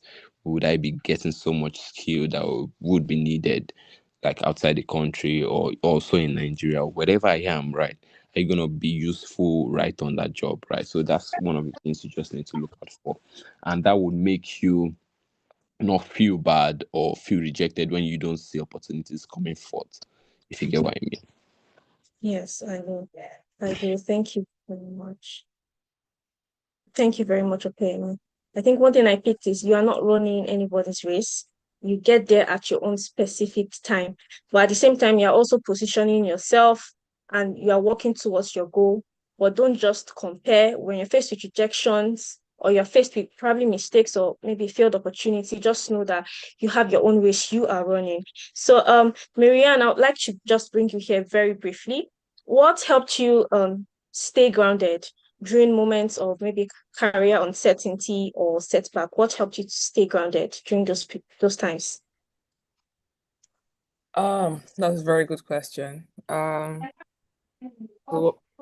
grounded. I think it's knowing that, everyone has their own time. I think for me it's about timing. I'm always of the opinion that if something didn't work out now, that means it just wasn't the best time for it. So I always have that kind of mentality. And that's because I've seen when things are aligned because it's the best timing for me. And so when I do get setbacks or I do get rejections, my mindset is, this wasn't for me. This isn't my time to get to yet. And I should just move on. That doesn't mean that it doesn't hurt or that, as human beings, we don't feel, a bit sad about it, or we don't overthink it and say, did I not do well because I didn't do this or because, I failed to do this. So it's just, just understanding that timing for everyone is different. And because you didn't get this opportunity now, doesn't mean you won't get it in the future. And that you missed out on something big. It's just having that mindset and also learning from the experience. Once maybe you've gone through an interview, for example, you've gone through all those stages and you didn't get the offer, you take the learnings from that process and you apply that to a different process, because that was one thing I learned during my interview phase for grad roles. I interviewed for so many companies. I didn't get to many companies. I got some companies, but the companies I didn't get the offer for, the experience that I got from that, the interview experiences, the assessment center experiences, I took those experiences into the process for the other jobs, and I was able to get offers from those jobs because I was able to pick myself up, learn from that, and apply the learnings. So I would say in summary is, knowing that you didn't get it is probably for the best, and that too, you also take the learnings from the mistakes that you've made, the rejections that you've gotten, and you apply that going forward. Thank you very much, Miriam. Take lessons from the mistakes you've made or from the rejections you have received, because that's the stepping stone towards your next phase, right? And like Marianne said, timing is everything. Just because you didn't get it now doesn't mean you won't get it later on. It just probably means it's not aligned for you yet. So you just have to keep on working on yourselves, and everything would work out perfectly fine. So Shay, would you like to add something to that? Yeah, I just had to, like, when I've also made mistakes and like just things that people like things that helps me during that period as well. Basically my job, like mistakes are always more costly because you're dealing with money. So if you make a mistake, it could actually cost money. And there was this time in my first year, so my director I was working with, that we were managing the book together, he was going for a client meeting and we did a trade and he was like, oh, you should hedge this trade before I get back, and he went to a client meeting. But because there were so many trades I was working on at the same time, I completely forgot. And then US CPI came out, moved massively against us, and we lost like a bit of money on the position. And the first thing I did then was to just call him, like, and that's one thing you should learn as a grad or like as a junior starting in any company, right? You have times when you make mistakes. Like, do not hide any mistake. Don't try to be a perfectionist, because at that moment I was like, I was just worried because I've built this reputation and like people were like, oh, he's really good, we can trust him with stuff. That's why they gave me the responsibility. And I was like, how would it look like if I say this? But in that moment I was like, there's no way you're going to keep this. Like, if you make any mistake at work, before anyone finds out, I think you should always flag the mistake. And then, because it would have been very different if that my director has come back, checked the blot, and like, oh, what happened to this trade? Why are we down this amount of money? And I'm like, oh, sorry, I didn't do this. But the fact that I already flagged it earlier on, like, made it better, because it was like, okay, yeah, fine, it's a mistake. This is what you should do. And just because of the precedent I've said to before that day as well, that's why it's always good to be very diligent in like your first 90 days, as you've said. Like, do the most, create a good impression, let people know that this is not the usual Shay. When a mistake should happen, they'll be like, the Shay will know would not do this again, and it's just a genuine mistake. And just because of the precedent I've set, it was like, okay, it's fine, just move the losses to his book instead of my book. And then I was like, okay, fine, that took the stress off me. So you have those situations like that where things will go against you. And I think the relationship you've formed and the impression you've made would like help you navigate the situation. And always like speak up, like don't be shy to raise your hands up when you made a mistake or ask stupid questions as well. Thank you very much, Shay, because we are seeing a pattern right here. Don't hide your mistakes. Don't try to be a perfectionist, right? You have to just necessarily create a good impression, and don't just try to take on the stress entirely on yourself, like Shay has said. Don't hide your mistakes again. I'll just have to repeat it for someone hearing. Don't hide your mistakes. So, Shay, this question will be to you. It's a perfectly tailored question. So, I mean, there are so many students here, so many students in accounting, finance. They glamorize the what do they call it now? Wolf of Wall Street image, right? So we would just like to know, what does a typical day actually look like for you in terms of analysis, in terms of routine, and also decision making?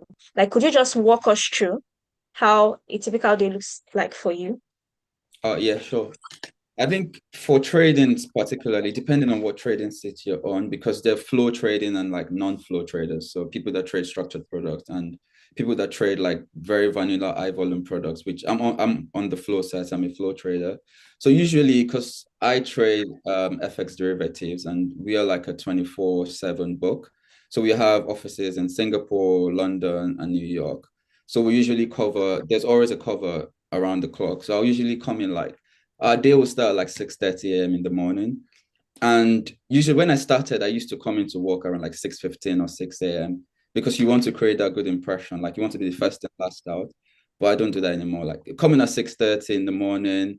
The product I trade is OTC, so it's over the counter. So it's not like a exchange traded product. So we need to like mark our curves. So basically for OTC products or OTC derivatives, you have different inputs that you use to make the prices that you make, right? No one actually knows where the actual price is. So you have to properly like mark your curves every time. So we'll come in the morning, like this is where this should be, this is where this price should be, we'll put all the marks in. And then because you start to stream at 7 a.m. So part of what you do on the sell side is you stream prices to clients. So there's an electronic platform where clients can trade on the prices you show. So you show your bid offer, this is where I buy, this is where I sell. And throughout the day, clients can like trade on those prices if they're enabled on your platform. And then when they trade, you have to manage the risk in your book. And that's the process of like, you determine what risk am I going to keep, what risk am I going to take away. And we'll usually have a morning call at 7 a.m. in the morning as well. So like we get salespeople, research, traders, talk about what's happening in the market. Or this is the stuff happening in Middle East. How is it affecting other markets? What are the trades people are putting on? What are the trades people like?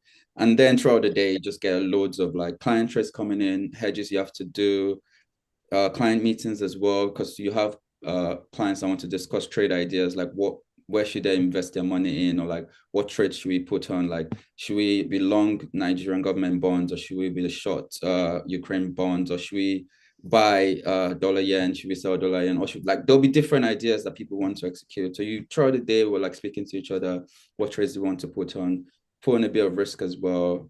And it's a long day of like 7 to like 4.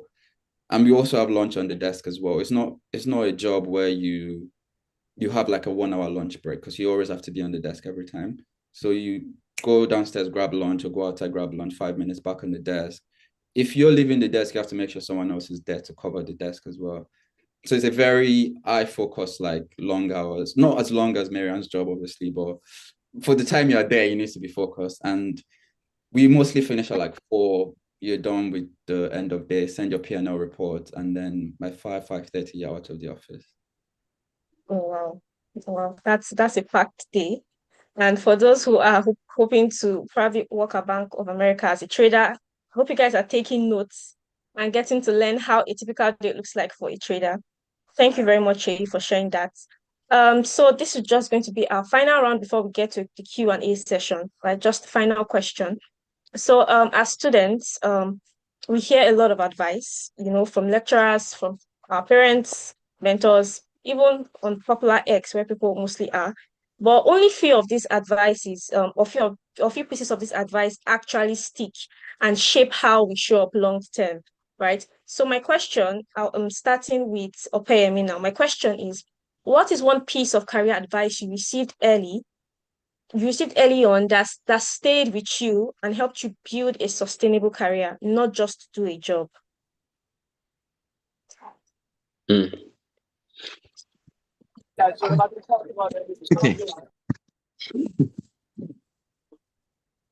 mean, I think I had to think about that career advice. One was while I was on the job, and one was, while I was in the University of Lagos. And I think I've also mentioned the one I had in the University of Lagos, but I would say it again. So the first one is while I was on the job. So while I was on the job with my mentor said, Opeyemi, whatever you're doing now and whatever you learned in school is what you would use to make money if you plan to own your firm, which I have my firm already. And what did he do it, and how did he show me that?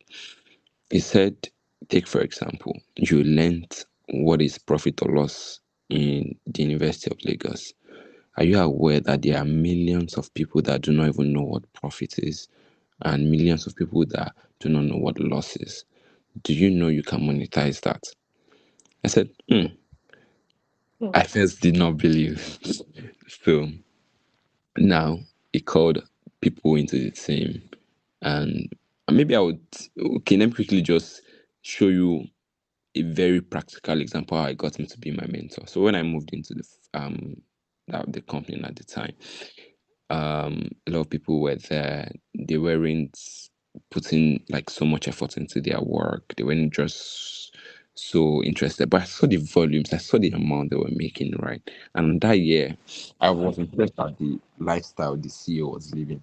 So I just really paid attention to him and tried to take spot checks and try to know, okay, what is his birthday? So on his birthday. I was the only person that sent him like brought a gift. And that time I think I had like 1,005 in my account. Right. So I marked that 1,500 to buy whatever. I don't know. Maybe it was a card. I don't know. And he was really impressed. No staff bought him a gift.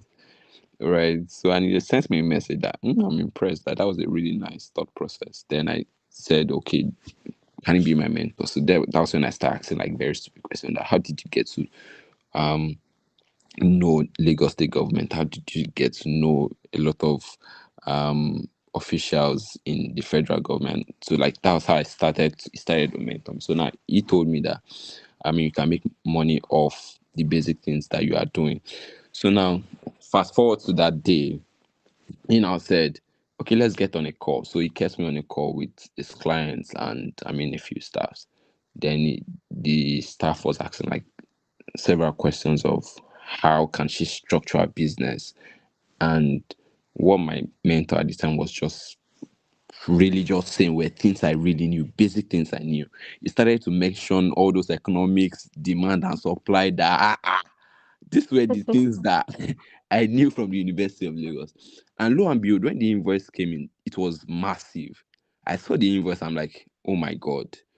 So now he told me to even build the financial model, and I built it like based off the knowledge and that he just pointed me. And these were things I really knew, right? So the advice I had early on in my career was everything I'm doing, so far you pay attention to it, it is something you can monetize and it's something you can also do on your own, right? So my advice, which is the same thing I'll pay or pour back to you and everyone on the call, is wherever you find yourself, try to just pay attention.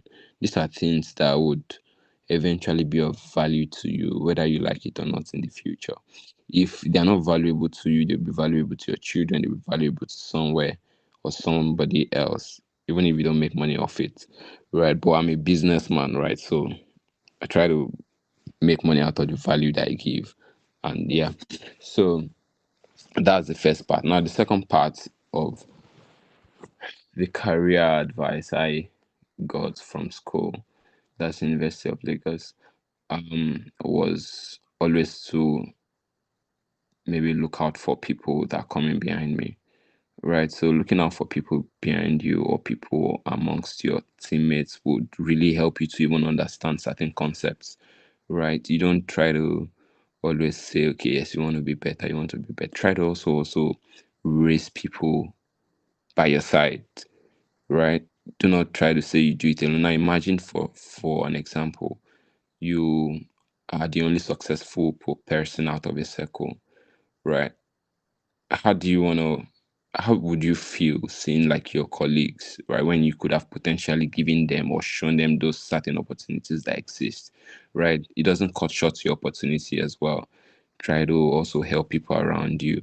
If you know certain concepts, try to teach people, let them let them understand if they are showing willingness to learn, right? What this does to you, it also helps you understand the concept better and also think of other things, right? So like for my business, right, that I do at the moment, like a majority of what I do not do it myself because I've raised a couple of people up and they're the ones really doing this, and I just have to just oversee and say, okay, yes, this is a good job, this is a good consulting, and fine, if you get what I mean. So that's the two nuggets that I do have for you. Okay, thank you very much, Opeyemi, because I think what's stuck with me is wherever you find yourself, pay attention, raise people by your side because you don't just want to go alone. And whatever you learn in school is still what you're going to use and monetize. So I'd like to hear from Marianne just very briefly, one piece of career advice you received early that stayed with you and helped you build a sustainable career. I think I would say it would be um questions. So people will tell you to always ask questions, and I've said this a couple of times during the course of this call.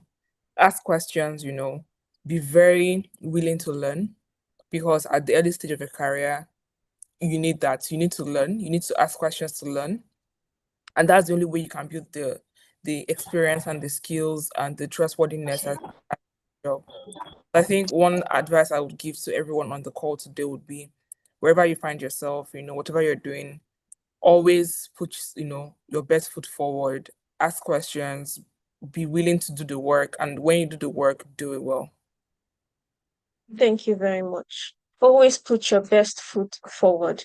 Sheyi, finally, would also love to hear from you. One piece of career advice you learned that has helped you build a sustainable career. Yeah, mine would be like to be visible. I know it might sound very vague, but like every time I'm at work, or like every time I have a tough day at work, I always remember like what my boss, when I was interning at Stancha, Tony Bassi said, it was like very key to my career. Like he would always say like, if I'm reading something about like the market, but like, Shay, why are you sitting here? Go and meet someone, speak to someone about it. Like, you don't waste your time learning stuff when there's someone that knows it better, and it even helps you put yourself in their front as well. Like, and that was what it took to me as well when I started my job. Like, I'll always make sure like I'm in people's faces. Like, I know we have the cultural habit of like trying to be timid and not doing too much, but I'll just tell you, like, do the most at work. Like, do the most, and you want to make sure you're out there. Like, when I started my first year in trading, like usually not anyone in my grad class will like get a trading book. But like after 9 months when I started, like they already trusted like how old was I then? Like 22-year-old to manage a full-on trading book at that point. So if you don't put yourself out there, you don't like get the opportunity. So I'll be like, be visible and make sure like people know about you, and then opportunities will come your way. Wow, thank you very much, Sheyi. Be visible and just put yourself out there. Do the most. I mean, this session has really been insightful. Thank you so much to our wonderful speakers for those thoughtful responses. So now it will be our Q&A session. We'll now open the floor for questions from our audience. Please, if you have any questions, feel free to raise up your hands and we'll ask you to unmute yourself and speak, or you can drop your questions in the chat, and if necessary, indicate who the question is directed to. Thank you. So, okay, so starting from Damilola, please, you can go ahead and ask your question.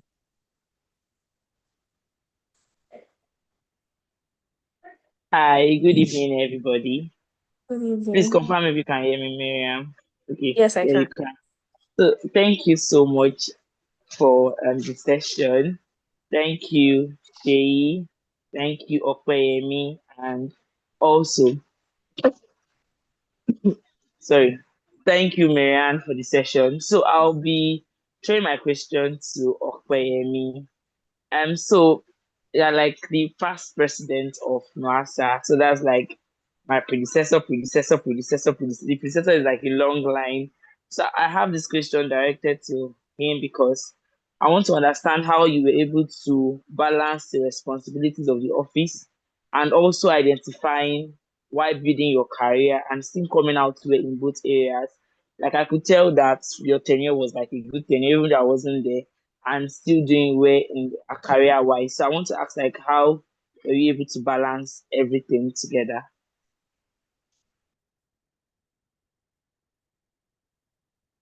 Dam, is it Damilola that just spoke? Yes. Okay, thank you. Yes.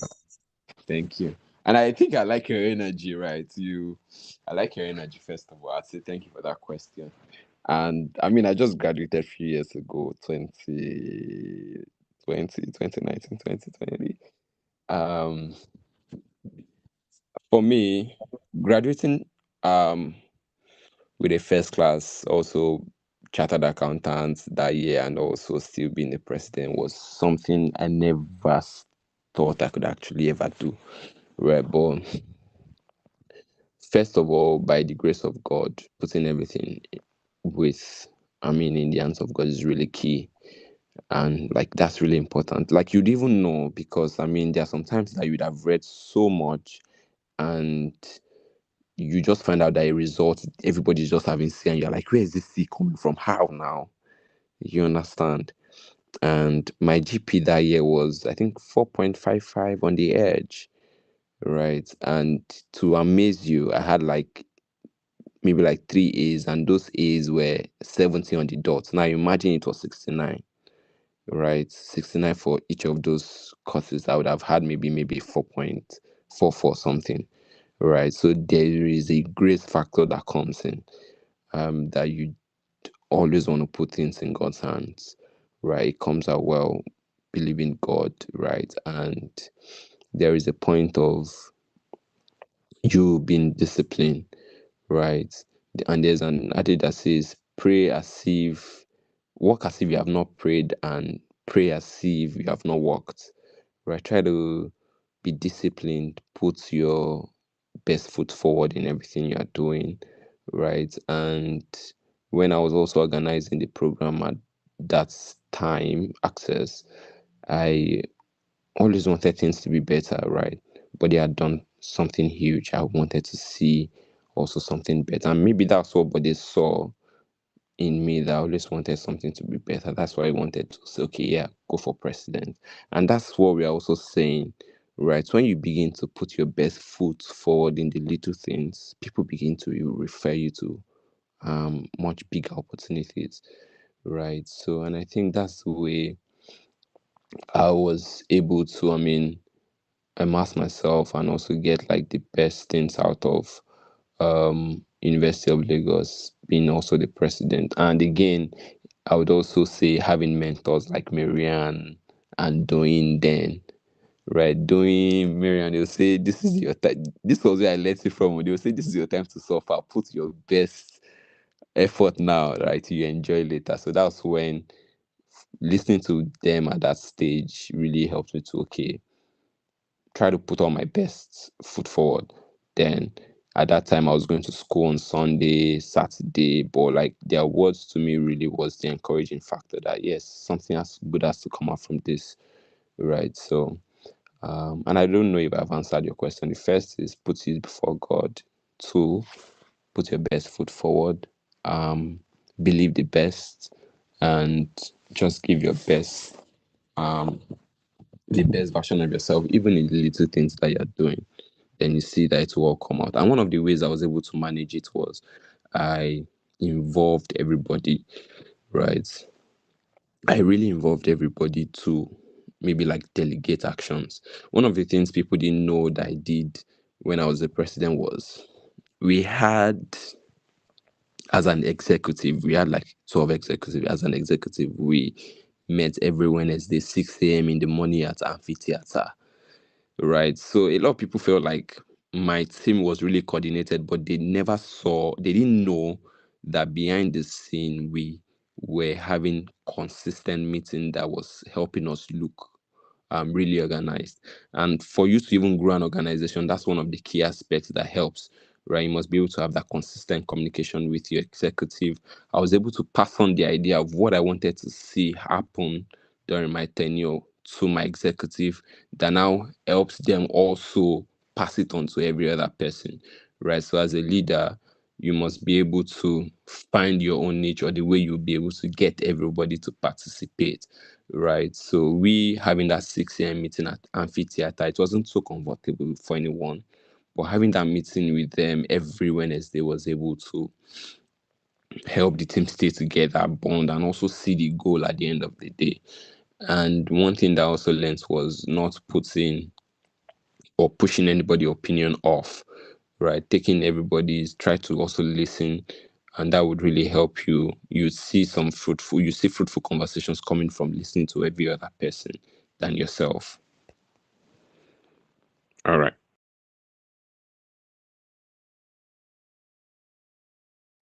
Thank you so much. You answered my question. Thank you very much. You're welcome, Damilola. Okay, thank you, Opeyemi. So next person is let's see, Nwasa Unilag.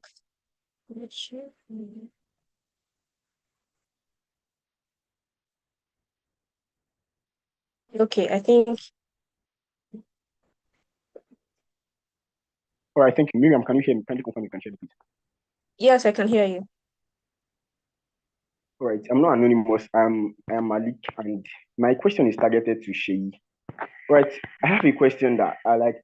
What I notice among students nowadays is we feel pressure to do a lot of things early, trading, tech, startups, and certification, basically.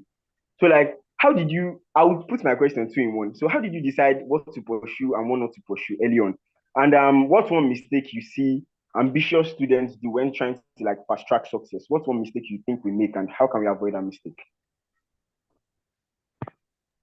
Yeah, very good question. I think it's not very easy to determine like what you should pursue and what you should not pursue. But I think you should be very open-minded at the start. I think one mistake everyone makes now, especially maybe in faculty of business administration or maybe in departments of accounting, everyone sees this way or these are the things you should do while in school. Go to school, do your ICANN, and that's it, or like do the investment society and that's it. Meanwhile, they're like other, like if you're thinking about the next generation of success in the world, there's going to be tech, there's going to be like different sectors that will be leading or like thriving in the next generation, and you don't want to be left out, you want to be part of it. I think like you should be open-minded to do things beyond just what your degree is stated for. Like, oh, you're like, oh, because I'm doing accounting, everything I should do should be related to just accounting. I think get exposure, like meet people. And that's one reason why you want to even go to university. I don't think anyone's going to university to actually gain the knowledge from the university, because if we're being sincere, like most of the things you do at work, you start to learn when you start the job. I think university is more about the experience you gain along the line. So what are the people you meet? There are lots of communities on campus. There are lots of people doing amazing stuff. There are lots of like things people do. So be open-minded. I think for your first 2 years, it's fine to be all over the place. But then if you've done 2 years of doing like various things, like your last 2 years, you should know these are the things I'm interested in, and I want to like focus on that for my next 2 years in university. So I'll say like that approach can be good for you to be like, oh, for your first 2 years, you want to be out there, every form of activity that they're doing on campus, any form of society they're doing. I want to understand what they're doing or get involved. And then for the next 2 years, I want to focus on this, and this, which I found interesting. I think that's the way forward, and like not just box yourself into what the typical traditional path will be of what you should do throughout your university days.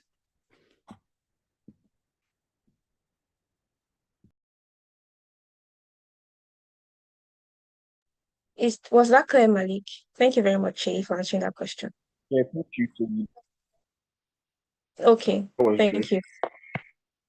Okay, so Williams, you can go before you go ahead to ask your question. There's a question in the chat box from iPhone, but it's directed specifically to Marianne. So please, iPhone, just know that we will be sending this question directly to her since she's currently not on the call. So please keep your questions on hold for Marianne, or you can just drop it on the chat box so we can compile and send it to her. Thank you. So Williams, you can go ahead and ask your question, please. Okay, good evening, everyone. My name is Williams, but my question is actually directed to Marianne, and since she's not on the call, maybe I'll just put it in the chat box. Okay, no problem. Prince, you can go ahead and ask your question also. Hello, thank you. So my question is to Shay. So first of all, the question I have is that he did well academically, at least in Unilag and in ICANN. So I'll just ask, was there any edge that maybe the prizes and the good CGPA gave him? Or would you say that at the end of the day, it's more or less vanity in the real world aspect? He really doesn't have any weight at all. So that's the first thing. The second thing I want to ask was, what were the techniques he put in place to even get those good grades? So those are the two main questions I have for Shay.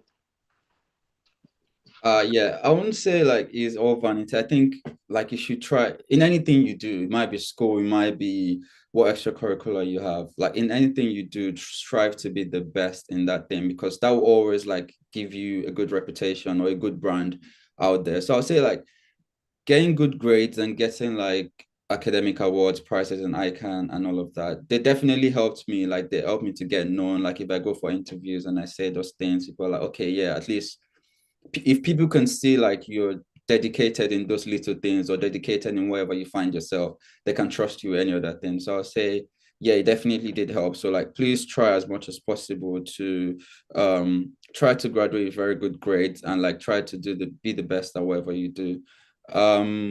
And your second question was what were the techniques I put in place? I think for me, I'm a very good fan of like group study. I feel like I found it very helpful while I was in uni then, because I was struggling to catch up with schoolwork and then also with ICANN as well. So I always like read with people. And like people might be like, oh, how did I do it? Because I'm reading with people and people may not be getting good grades as I was getting. But for me, it was very like helpful because like someone might spot something in this textbook I haven't seen before. Like I feel like you can't always do everything alone. So I always like piggyback on like people's knowledge. And when I'm reading with people, I like get ideas from people.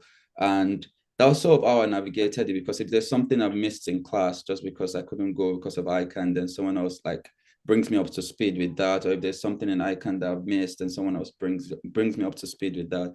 I'll say I did like most of the academic success I had was because of like the friends and the people I studied with that really helped me to achieve that.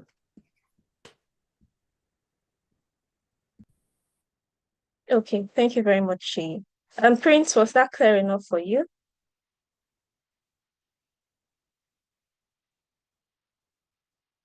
Okay, so let's quickly move on to our next question. I think, Sheyi, I would like to ask you this question also, because you have interned at Standard Chartered Bank, right?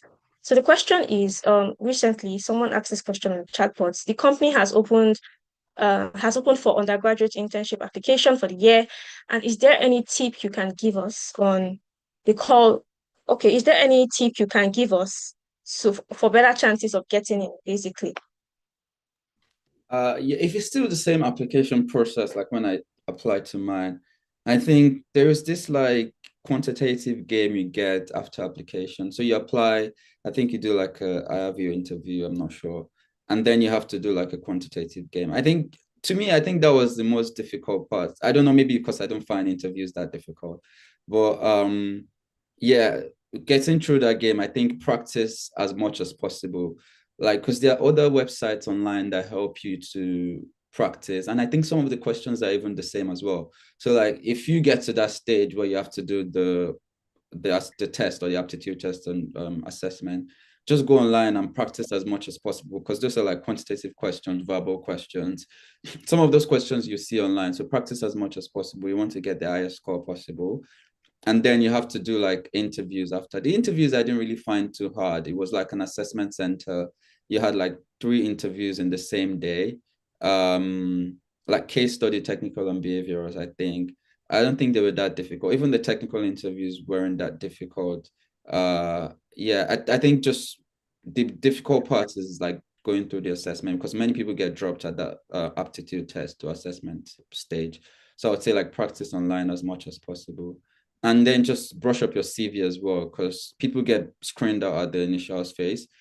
By now, I hope that you guys will have like good CVs. So make sure you highlight all your skills in your CV. Make sure your CV is very good as well.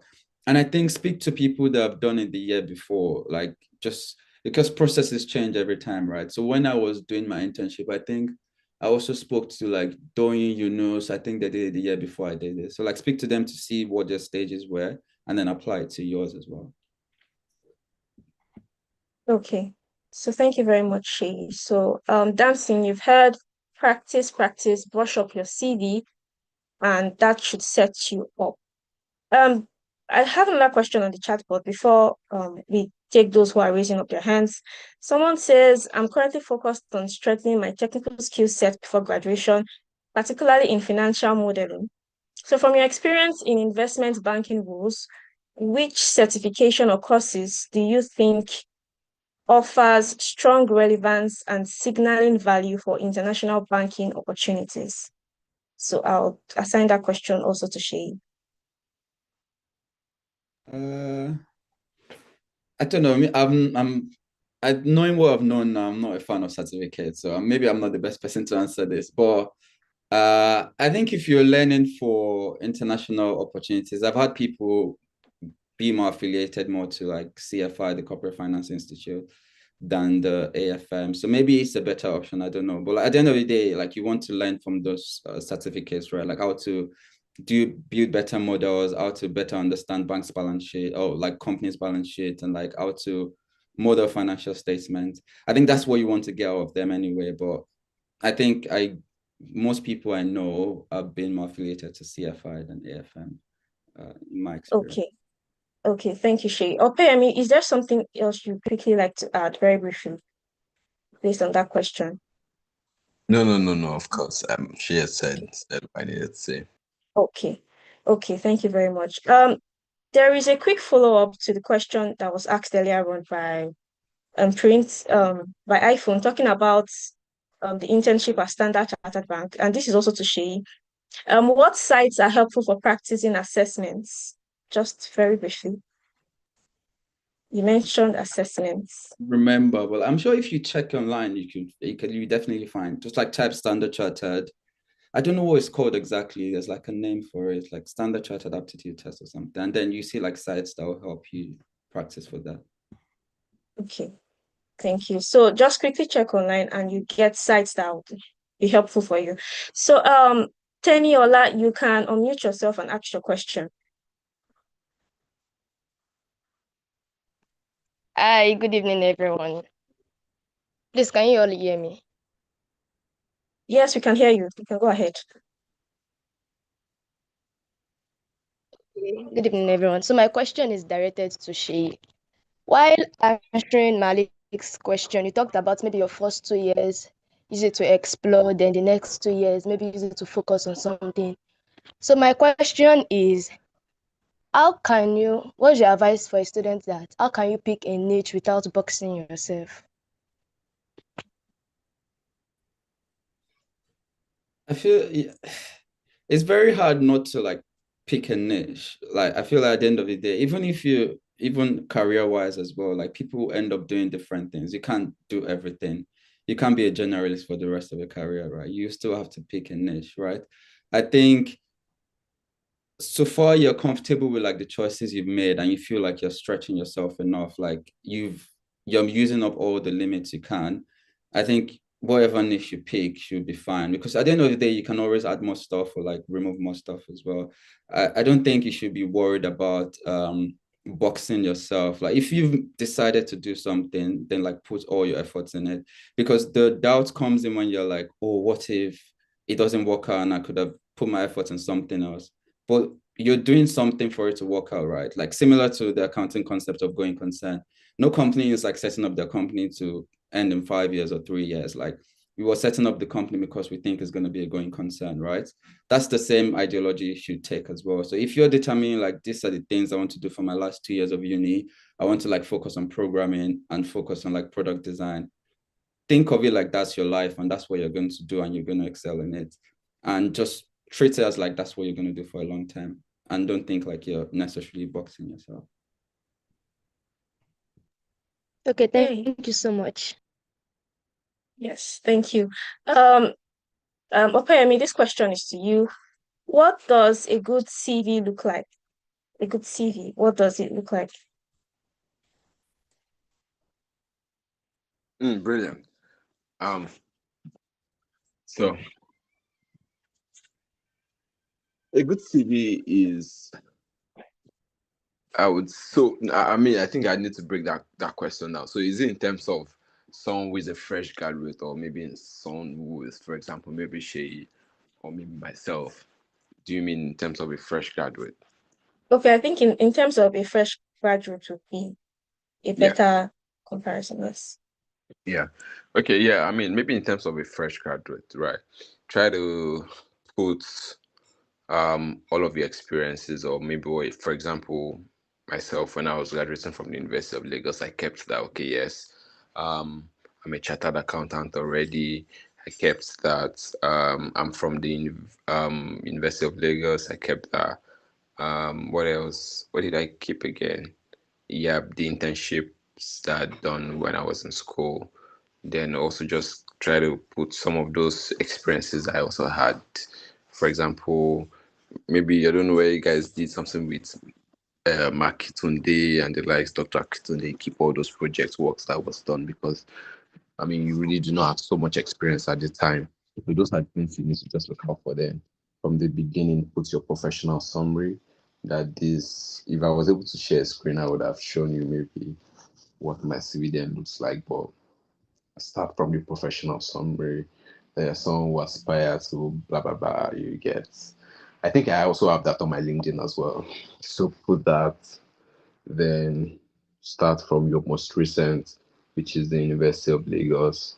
Then you go down to maybe your secondary school, and that's it. As time goes on, you begin to remove your secondary school and some other information that are not needed, but just for your CV to look good and to look as someone who is enterprising and willing to give it the best shot if given the opportunity, right? So I think that's Okay. just what your CV should look like. Okay, thank you, Opeyemi. And I think this should also apply to an undergraduate student also, right? Of course, of course. Okay, thank you very much. Um, just very briefly before we take the last question from Boluwatife, Opeyemi, you said you have your CV, the CV you used, the fresh graduate on your LinkedIn. Am I correct? No. I have my professional summary, something like Professional summary. something like you could just Okay. look at it and remove anything that doesn't relate to you. It's always Okay. fine. Yeah. Okay. Thank you very much for that. Okay. I think you can Okay. also run your CV on like different websites and AI websites. And when I was applying, then I would run it like on 10 different websites because they'll benchmark your CV against other people within your experience level. Like if you're still a university student, they'll benchmark you with like what a university student CV would be like and tell you what to do. Even ChatGPT now, you can just like send your CV details and like it like refines it.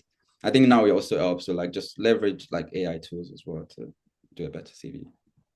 Yeah, Thank you. Shay, that's right. Shay is right because again, some of these companies also put it in their AI-powered platform to say to rate your CV. So if it doesn't match like maybe 80% upward, they just cut you short and you're like, why are you being rejected? Yeah, Shay is right. Okay, thank you very much for that. I hope you are hearing what's the person's name? TXA. Your question has been answered. So very briefly, Boluwatife, you can go ahead to ask your question. That's the last question we'll be taking for today's session. Thank you very much. Good day, everyone. Thank you very much to all our speakers, Mr. Shea and Mr. Okwe. I'll say this has been a very insightful and very eye-opening session. Thanks to NASA for bringing this together. All right. And my question is to Mr. Shea. And with the markets, right, getting or being increased more by AI and automation and data-driven decision making, right? And so it's kind of reshaping execution, risk management, and many more things that has to do with the market. How can aspiring finance students or traders, right, position themselves to develop and hedge and remain competitive in the future trading landscape? Because I look at the next 5 to 10 years and I'm like, wow, there's a lot to come, right? So that's my question. Yeah, I think like in trading per se, there's already, even before the AI buzz has started, there's been lots of like algorithmic trading as well. Like there's been algo trading, there's been electronic trading. I think like depending on the products you still trade, like some trading roles will still be very much relevant. Like you still have discretionary traders, like people that will take risk and take views on their own like discretion rather than systematics. We still have lots of systematic like PMs now, systematics funds and systematic traders. And I think like every good trader now, which is also something I'm trying to learn, you have also need to get into like coding as well, because you need to be able to like balance your discretionary trading with like a systematic form of trading where you like put in your models and be like, if this happens to this, if the price of this goes to this is what your trade, like this is what trades you should be putting on, and this is how your book should be managed. And I think you need to start learning that as well. There are lots of like algo courses online which have been taken as well, and lots of coding courses. Like I think you need to be very good with that. And even with school, I really wish I'd taken my statistic courses better and like putting more effort in it better. Because I think for my role, I don't know for maybe any other role, like depending on what you want to do, there's more like statistical analysis as well that we're having to do. And if I've just like done it, like put more effort into it in school, maybe I will not need to start learning all those things now. So I think, yeah, basically like brushing up your mathematical skills and brushing up your coding skills, because that's at the end of the day what will help you be like a better trader in next 10 years, where we have more algo trading coming into the market. Thank you very much, Mr. Shea. That provided a lot of clarity. Thank you. Okay, thank you very much. Okay, I think we have just one last question for Penny. This person says, what does it take to intern in your company? What does it take? It takes Yes. grit to intern in my company, right? Yeah, I've seen it. Okay, so we just took in like the last cohort of interns, like just as the new year started, right? But subsequent ones will be open like maybe mid-year. But what it takes is, once we see determination, sometimes we really do not look out for saying, okay, because you're at the top of your class, we try to just go across cadres to say, okay, yes, you have this potential of, putting in your best, right? So far we see the willingness of you being able to put your best, and maybe you pass the assessments and interview, right? Then you're good to go. Okay, thank you. So Damson, I hope you've heard that. Put in your best and you are good to go. They just want to see determination. Wow. So it's been a packed session. Thank you very much to our speakers. Thank you, Shei. Thank you, Opeyemi. And also thank you to Marianne. We learned a lot, from not hiding mistakes to not being a perfectionist to giving attention to detail. Everyone has their own timing. There's a time for everything. Don't compare your journey with other people's journey. Just a lot about first impression, interpersonal skills. We've learned a lot. Thank you very, very much. On behalf of Access 6.0 committee, we just want to sincerely thank you for sharing your journey, your lessons, and honesty with us today. It was truly, really insightful. Also, a big thank you to every single person who joined, who engaged, and also asked questions. And I truly hope today's session has given you clarity. I hope it's giving you direction and confidence as you navigate your career journey. I would encourage every single one of you to apply the lessons we've learned today as you navigate your own career path, especially the graduates who are graduating this year. Because me personally, I'm buzzing to apply what I have learned today. So thank you all once again. Please stay connected with Access 6.0 for upcoming sessions. We have another session tomorrow at the same time, and also same opportunity, a fully packed session.